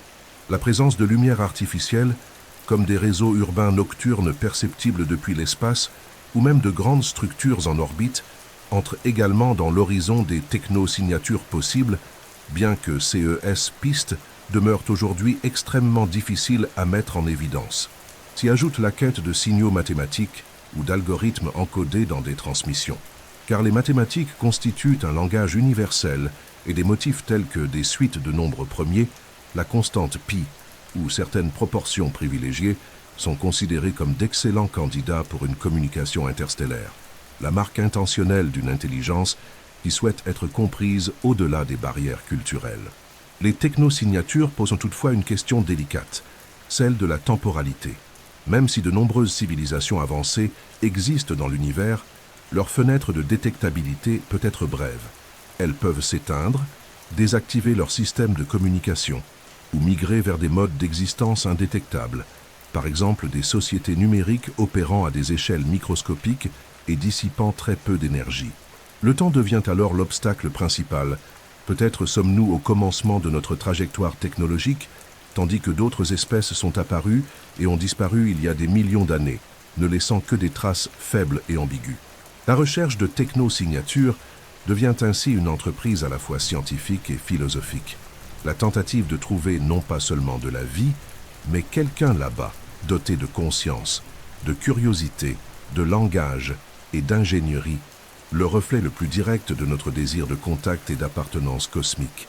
Et même si aucun indice définitif n'est jamais trouvé, l'acte de chercher révèle déjà une conviction profonde, celle que nous ne sommes peut-être pas seuls et que la connaissance, patiente et précise, continuera à tourner ses yeux et ses oreilles vers le ciel en quête d'un murmure capable de rompre le silence des étoiles. L'univers a plus de 13 milliards d'années, La Terre existe depuis 4 milliards et demi. Les étoiles naissent et meurent sans cesse. Les systèmes planétaires sont fréquents et la vie, du moins sur CE Monde, est apparue rapidement avant de s'épanouir en une diversité étonnante. Et pourtant, à travers cette immensité d'espace et de temps, CE que nous entendons demeure un silence absolu. Aucune réponse, aucune confirmation, aucun signe indéniable qu'il y ait quelque chose ou quelqu'un au loin. CE silence cosmique, profond et persistant, constitue l'une des énigmes majeures de la science moderne. Pour de nombreux penseurs et chercheurs, une explication possible est la thèse du grand filtre, une barrière presque infranchissable située quelque part entre la matière inorganique et une civilisation interstellaire avancée, un seuil évolutif si improbable ou si dangereux que presque aucune forme de vie ne parvient à le dépasser. Ce filtre peut appartenir au passé, CE qui signifierait que nous avons franchi l'obstacle le plus périlleux et que notre existence est rare et singulière, ou, hypothèse plus inquiétante, il peut se situer devant nous, signifiant que toute civilisation technologique est condamnée à disparaître avant d'atteindre la maturité cosmique. Pour appréhender le grand filtre, il faut dérouler la chaîne qui mène des molécules organiques simples au potentiel cosmique d'une espèce, des cellules aux organismes multicellulaires, de l'intelligence à la capacité de modifier des planètes, d'explorer l'espace et de laisser des traces détectables à l'échelle galactique. À quel échelon se trouve la barrière? L'apparition de la vie est-elle l'événement rare? La transition vers la multicellularité est-elle l'étape improbable? Ou bien l'intelligence consciente est-elle si peu probable que la Terre représente l'exception statistique de toute la Voie lactée? D'autres envisagent que le filtre se situe précisément au point où nous nous trouvons, le seuil fragile entre maîtriser la technologie et survivre à SES conséquences, car les civilisations capables de forger des armes nucléaires, de manipuler le climat, de transformer leur génome et d'explorer des intelligences artificielles approchent dangereusement l'autodestruction. Et si un filtre nous attend, il réside peut-être dans l'impossibilité de maintenir assez longtemps un équilibre entre puissance technologique et stabilité sociale pour devenir une espèce interstellaire. Dans cette perspective, le silence n'est peut-être pas un signe d'absence, mais un signe d'échec, un écho sombre de civilisations passées qui, pour des raisons multiples, effondrement environnemental, guerre, technologie hors de contrôle, épuisement des ressources, épidémies ou phénomènes cosmiques, n'ont pas réussi à franchir le tournant suivant de la route évolutive. Si tel est le message porté par le silence, lever les yeux vers le ciel revient aussi à se regarder soi-même, rappel constant de notre vulnérabilité, et le grand filtre devient alors moins une hypothèse scientifique qu'un miroir existentiel. Que faisons-nous de CE que nous savons? Sommes-nous prêts à la responsabilité qui accompagne la connaissance? Sommes-nous décidés à préserver notre monde et nos institutions afin de traverser cette passe étroite?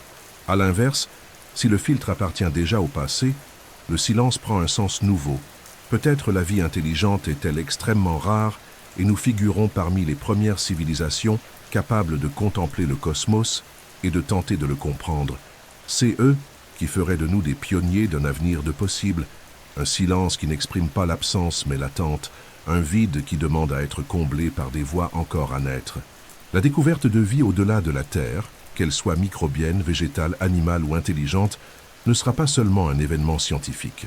CE sera d'abord un séisme psychologique, philosophique et social, une secousse qui redéfinira notre identité d'espèce, ébranlant des architectures religieuses, des visions du monde, des idéologies et jusqu'à nos notions d'appartenance. Pour la première fois de l'histoire humaine, notre singularité cosmique serait mise en cause par des faits et non par des croyances. La Terre cesserait d'être l'unique théâtre du vivant et l'être humain l'unique protagoniste conscient. Même si la vie découverte s'avérait simple, une bactérie fossilisée sur Mars, un acide aminé actif sur Europe, une trace de métabolisme dans l'atmosphère d'une exoplanète lointaine, le symbole dépasserait de très loin la portée scientifique. CE serait l'attestation que la vie n'est pas l'exception mais la règle naturelle de l'univers. CE qui toucherait inévitablement aux fondations de notre psyché et de nos récits. Le premier choc serait émotionnel. L'idée que nous ne sommes pas seuls est l'un des désirs les plus anciens de l'humanité, mais aussi l'un des plus redoutés. Beaucoup réagiraient par l'enthousiasme, y voyant l'ouverture d'un nouveau chapitre pour l'espèce, la preuve que nous appartenons à un ensemble bien plus vaste. D'autres éprouveraient la peur, la perte de sens, voire une panique existentielle. La psychologie parle de choc ontologique, une rupture de la perception de la réalité si puissante que l'esprit met du temps à l'absorber. Le sentiment d'identité collective, la croyance au dessein unique de la vie humaine et les bases de l'autocompréhension culturelle seraient mises à l'épreuve. Et même chez les plus rationnels, il faudrait réapprendre à se situer dans le cosmos, désormais en tant qu'espèce parmi d'autres et non plus comme le centre de toute chose. Du point de vue religieux, les effets varieraient selon les doctrines. Certaines traditions pourraient considérer la vie extraterrestre comme partie intégrante de la création divine, prolongement de l'œuvre de Dieu sur d'autres mondes. D'autres entreraient en crise, leur cosmologie centrée sur la Terre se heurtant à des faits observables. Des responsables spirituels devraient réinterpréter des écritures, revisiter des dogmes et dialoguer d'une manière inédite avec les découvertes scientifiques. Déjà au début de la décennie de 2010, des voix officielles ont soutenu que l'existence d'une vie étrangère ne contredit pas la foi, car on ne peut mettre de limite à la liberté créatrice du divin. Mais toutes les religions ne sont pas prêtes à une révolution d'une telle ampleur, et même les systèmes non théistes devraient intégrer de nouvelles dimensions éthiques, philosophiques et existentielles. Sur le plan sociopolitique, la découverte de vie extraterrestre provoquerait des ondes à l'échelle mondiale. Des gouvernements, des agences spatiales et des organisations scientifiques auraient à définir des protocoles internationaux de réponse, de transparence des données et de protection planétaire. La peur d'une contamination biologique ou l'émergence de panique collective imposerait des politiques de confinement et des stratégies de communication coordonnées. Les médias entreraient dans un état d'alerte continue, tandis que la désinformation se propagerait rapidement, donnant du souffle à des théories du complot et mettant la confiance dans les institutions à l'épreuve. Pourtant, un potentiel unificateur se dessinerait.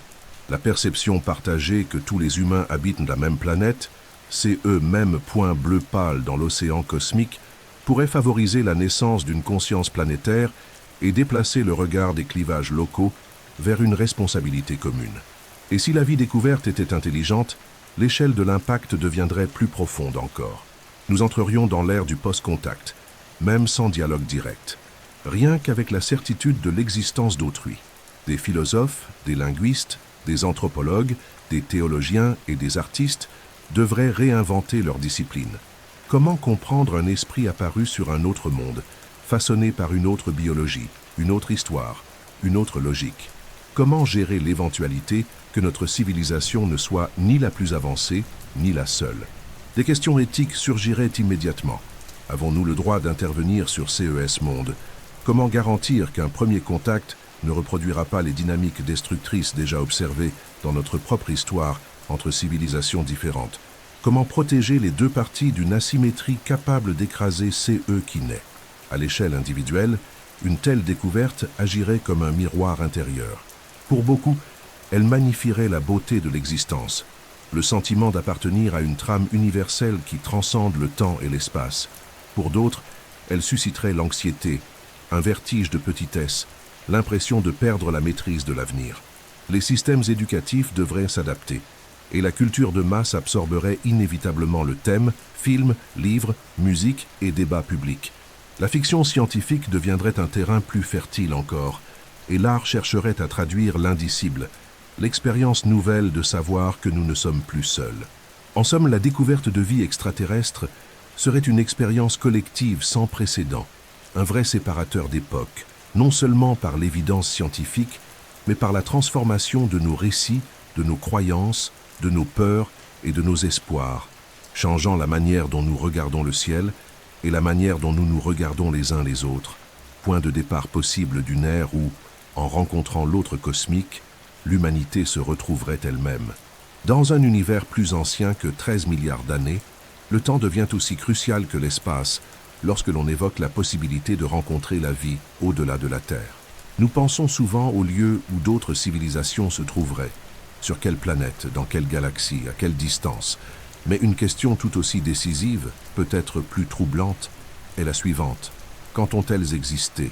Ou quand existeront-elles? L'hypothèse selon laquelle l'humanité serait apparue à contretemps de la grande horloge cosmique, trop tôt pour rencontrer d'autres civilisations ou trop tard pour les rejoindre, offre une explication à la fois fascinante et mélancolique au silence qui nous répond lorsque nous levons les yeux vers les étoiles.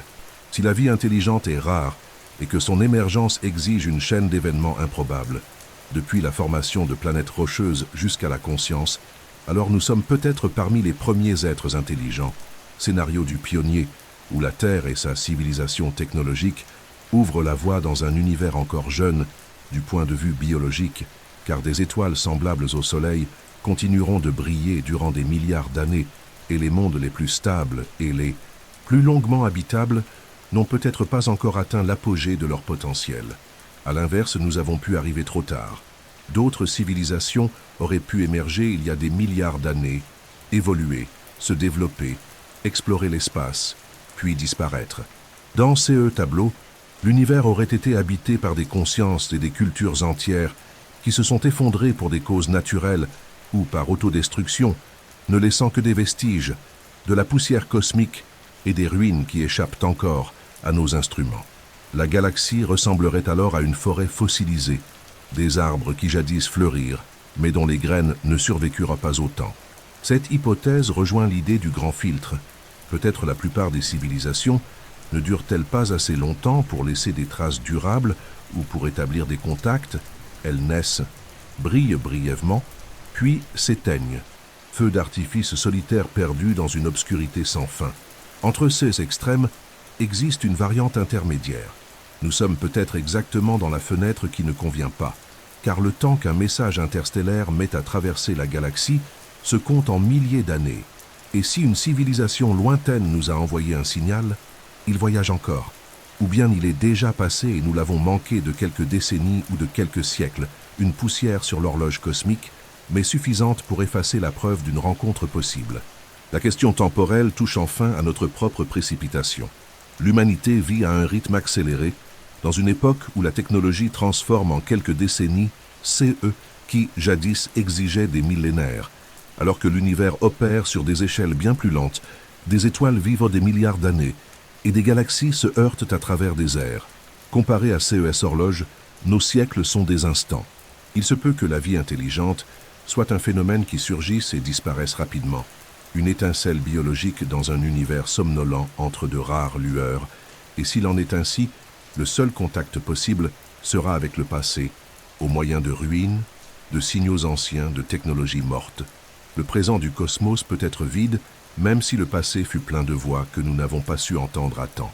Et si l'intelligence est encore à venir, si la véritable ère de la conscience cosmique n'a pas commencé et que nous formons une génération inaugurale, alors nous semons aujourd'hui les graines d'un futur interplanétaire où d'autres intelligences, issues de nous ou nées ailleurs, se reconnaîtront comme partie d'une même tapisserie de sens. Le temps ainsi n'est pas le simple décor de la quête. Il en est le protagoniste. Peut-être sommes-nous seuls pour l'instant, mais non pas seuls pour toujours. Peut-être la vie est-elle à venir, peut-être est-elle déjà passée. Peut-être l'univers est-il plein d'histoires dont les auteurs se sont tus, et nous, sur CE.bleu, continuons d'écouter, dans l'attente patiente de trouver dans le temps CE que l'espace n'a pas encore révélé. En 1964, l'astrophysicien soviétique Nikolai Kardashev a proposé une échelle révolutionnaire pour mesurer le degré d'avancement technologique d'une civilisation fondée sur un seul critère, la quantité d'énergie qu'une civilisation est capable de contrôler. Plus qu'une classification théorique, l'échelle de Kardashev est devenue une lentille à travers laquelle l'astrobiologie, la physique et la futurologie observent le destin possible de l'intelligence dans l'univers. Elle ne nous indique pas seulement où nous nous trouvons, elle suggère aussi jusqu'où nous pourrions aller, et où d'autres, sur des mondes lointains, ont peut-être déjà atteint. L'échelle d'origine proposait 3 niveaux, mais au fil des décennies, de nouvelles catégories ont été ajoutées afin d'étendre cette vision et d'embrasser des possibilités situées bien au-delà de notre imagination. Une civilisation de type 1, selon Kardashev, est celle qui parvient à utiliser et à stocker toute l'énergie disponible sur sa planète d'origine, y compris les ressources solaires, géothermiques, atmosphériques et même sismiques. Aujourd'hui, l'humanité demeure au-dessous de CE seuil. Le physicien Michio Kaku estime que nous sommes une civilisation de type 0,7 CE, qui signifie que nous maîtrisons une fraction considérable de l'énergie planétaire, tout en restant dépendants des combustibles fossiles et sans contrôler pleinement les cycles climatiques, les océans ou le noyau terrestre. Atteindre le type 1 exigerait une maîtrise complète des systèmes naturels, une transition énergétique globale et une stabilité sociopolitique capable de permettre l'usage efficace et durable de l'ensemble des ressources de la planète. Une civilisation de type 2 est capable de capter la totalité de l'énergie de son étoile mère. Cela impliquerait la construction de mégastructures telles que la sphère de Dyson, un ensemble de satellites ou de réflecteurs en orbite autour de l'astre qui en captent directement le rayonnement. Avec un tel pouvoir, une civilisation transformerait l'architecture de systèmes planétaires entiers, déplacerait des mondes sur de nouvelles orbites, créerait des habitats artificiels abritant des milliards d'habitants et façonnerait à volonté son environnement cosmique. Une société de ce rang serait quasi omniprésente dans son système stellaire, visible à grande distance par SES technosignatures énergétiques, par exemple des excès d'émissions infrarouges ou une lumière stellaire filtrée de manière inhabituelle. Une civilisation de type 3, quant à elle, contrôle l'énergie d'une galaxie entière. Il s'agit d'un saut d'échelle presque inconcevable pour notre esprit. Cela suppose non seulement la colonisation de millions de systèmes stellaires, mais aussi la manipulation d'étoiles, de trous noirs, de matières sombres et de formes d'énergie encore inconnues. Une civilisation de CE niveau aurait probablement abandonné les limites biologiques initiales, existant comme une conscience distribuée fondée sur des intelligences artificielles, des calculs quantiques ou des architectures que nous ne savons même pas nommer. Certains auteurs spéculent qu'une civilisation de type 3 détiendrait un pouvoir tel qu'elle pourrait altérer des lois physiques locales, manipuler l'entropie et créer des bulles de réalité. La question la plus troublante demeure alors la suivante. Si elles existent, pourquoi ne les voyons-nous pas? Au cours des dernières décennies, des penseurs comme Carl Sagan et d'autres ont proposé des extensions de l'échelle de Kardashev, telles qu'un type 4 qui contrôlerait l'énergie d'un superamas de galaxies, et un type 5 capable de manipuler l'énergie de l'univers observable tout entier. Certains vont plus loin encore et imaginent des civilisations de type 6 ou 7, opérant à l'échelle de multivers, avec une maîtrise de dimensions qui excède l'espace et le temps connu. Bien que CES visions soient profondément spéculatives, elles servent à explorer le potentiel évolutif de l'intelligence et rappellent que l'univers pourrait foisonner de structures et de phénomènes que nous ne reconnaissons pas comme technologiques, parce qu'ils se situent trop loin de notre échelle de compréhension.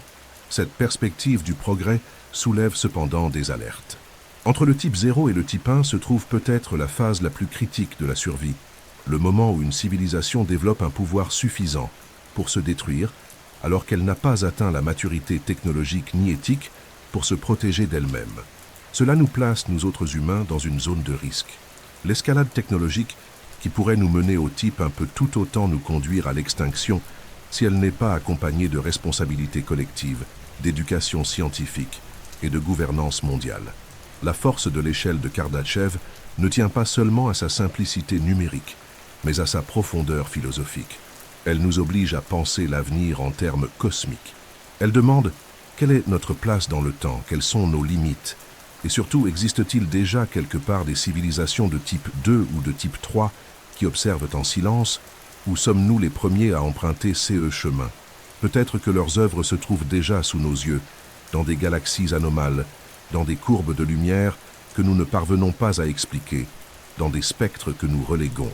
Ou peut-être que le vide autour de nous n'est que l'écho de civilisations qui ont essayé puis échoué. Quoi qu'il en soit, regarder l'échelle de Kardashev revient à contempler le miroir du possible, un miroir qui nous interroge en silence. Saurez-vous y parvenir? Face au profond silence cosmique, malgré tant de probabilités et de potentialités technologiques en faveur de l'existence d'autres civilisations, surgit une théorie provocatrice dans sa simplicité, et s'il nous observait déjà, tout en choisissant de ne pas interagir. C'est l'essence du paradoxe du zoo, une hypothèse formulée dans la décennie de 1970 par le chercheur John Ball, qui propose une analogie saisissante. Peut-être que la Terre et l'humanité sont, aux yeux de civilisations plus avancées, comme des animaux dans un zoo cosmique, surveillés à distance pour des raisons que nous ne comprenons pas encore, mais qui obéissent à un protocole de non-intervention. Tout comme l'on évite de se révéler délibérément à des peuples isolés, afin de ne pas bouleverser leur culture ni leur évolution, une civilisation de type 2 ou de type 3 sur l'échelle de Kardashev pourrait appliquer à notre égard le même principe. Cette hypothèse part du présupposé que dans un univers ancien et vaste, il est hautement improbable que nous soyons les premiers ou les seuls à atteindre un stade technologique. Si d'autres intelligences existent et ne se manifestent pas, il se peut que CE soit par choix. La motivation de CE silence peut être éthique, scientifique ou stratégique. Des civilisations avancées pourraient avoir conclu des accords de non-contact avec des espèces pré-technologiques, et du point de vue de CES Société, nous resterions une espèce primitive, violente, instable et centrée sur elle-même. Une telle quarantaine cosmique empêcherait toute transmission d'informations, tout signal, toute interférence susceptible de modifier notre trajectoire évolutive. Autrement dit, nous pourrions être sous observation silencieuse, en tant qu'élément d'une expérience plus vaste, ou plus sévèrement, considérés comme incapables de participer à une communauté galactique. L'hypothèse de la quarantaine galactique complète CE tableau en suggérant une barrière culturelle, technologique ou philosophique imposée pour nous maintenir isolés jusqu'à la preuve d'une maturité suffisante. Mais maturité selon quels critères? Éthiques, environnementaux, sociaux.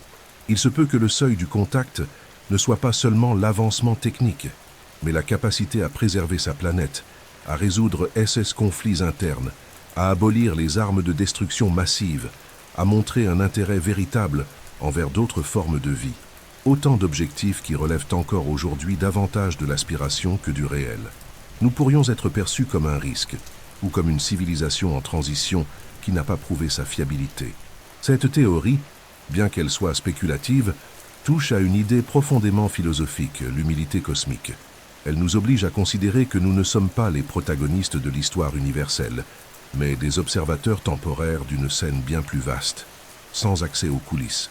Plus inquiétant encore, il est possible que nous soyons entourés d'indices que nous ne parvenons pas à interpréter. Si une civilisation voulait se dissimuler, elle en aurait les moyens: camouflage cosmique, distorsion gravitationnelle, cryptographie quantique, signaux confinés à des bandes où nos capteurs restent sourds.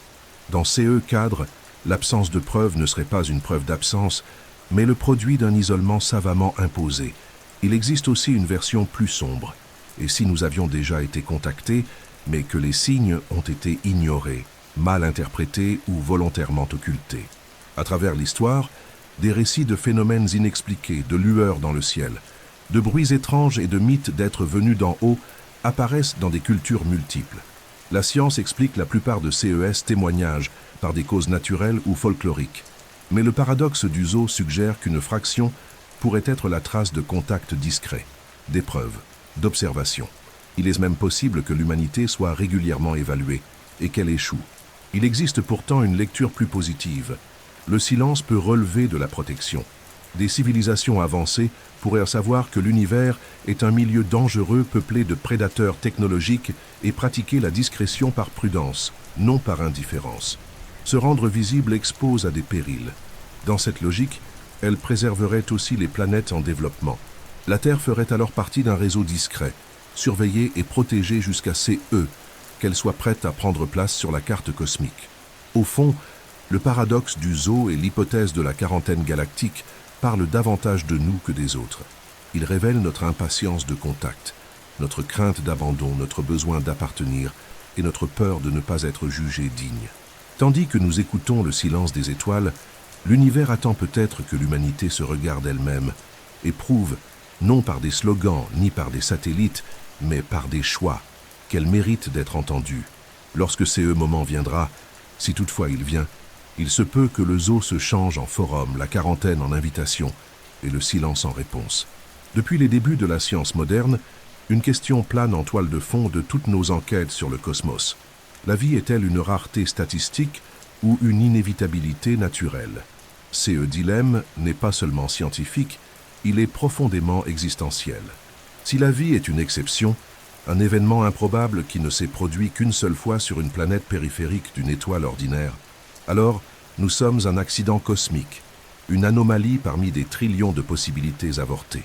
Mais si la vie est une règle universelle, surgissant dès que les conditions minimales sont réunies, alors nous faisons face à un univers fondamentalement vivant, peuplé de micro-organismes, d'écosystèmes exotiques et peut-être de civilisations qui, comme nous, lèvent les yeux vers le ciel à la recherche de compagnie.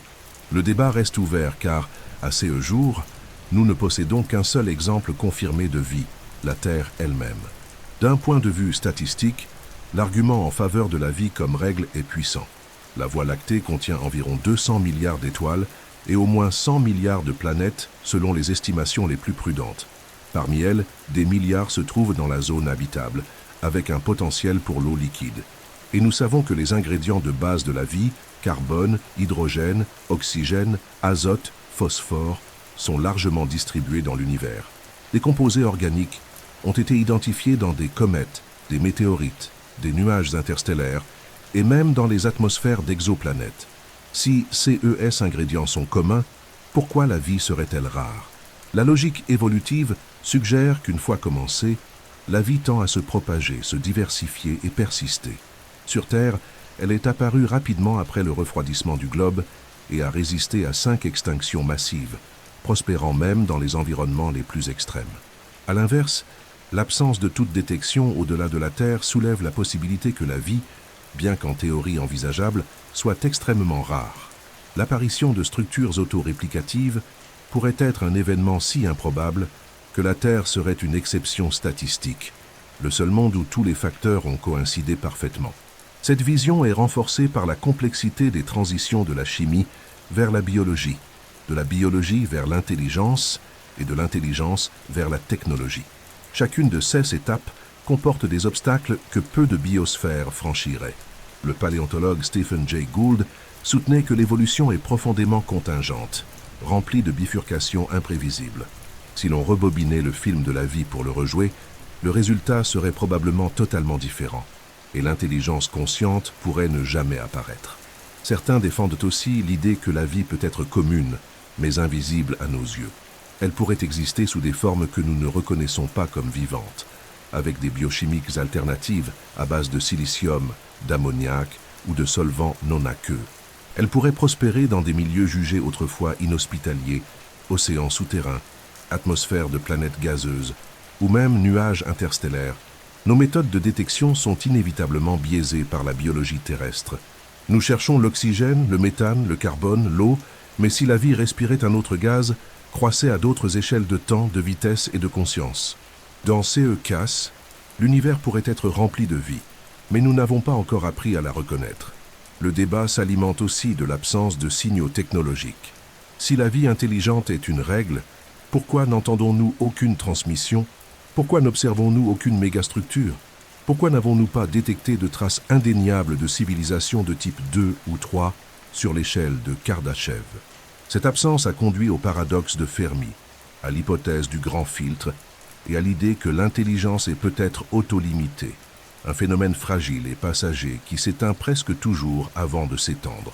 Il se peut que la vie soit commune, mais que l'intelligence soit l'exception, ou au contraire, que la vie soit rare, mais que, lorsqu'elle apparaît, l'intelligence devienne inévitablement cosmique, et nous attendons encore cette rencontre.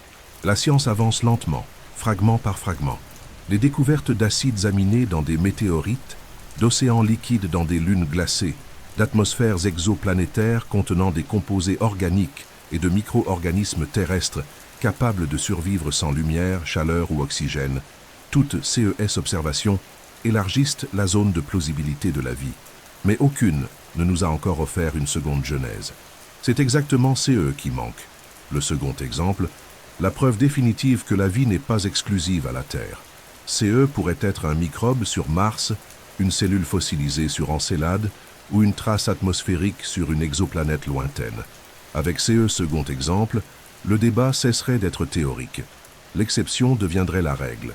L'humanité se verrait pour la première fois comme partie prenante d'une communauté plus vaste, la communauté des vivants de l'univers. En attendant, nous restons partagés entre scepticisme et espoir, entre le vertige de la possibilité et le poids du silence.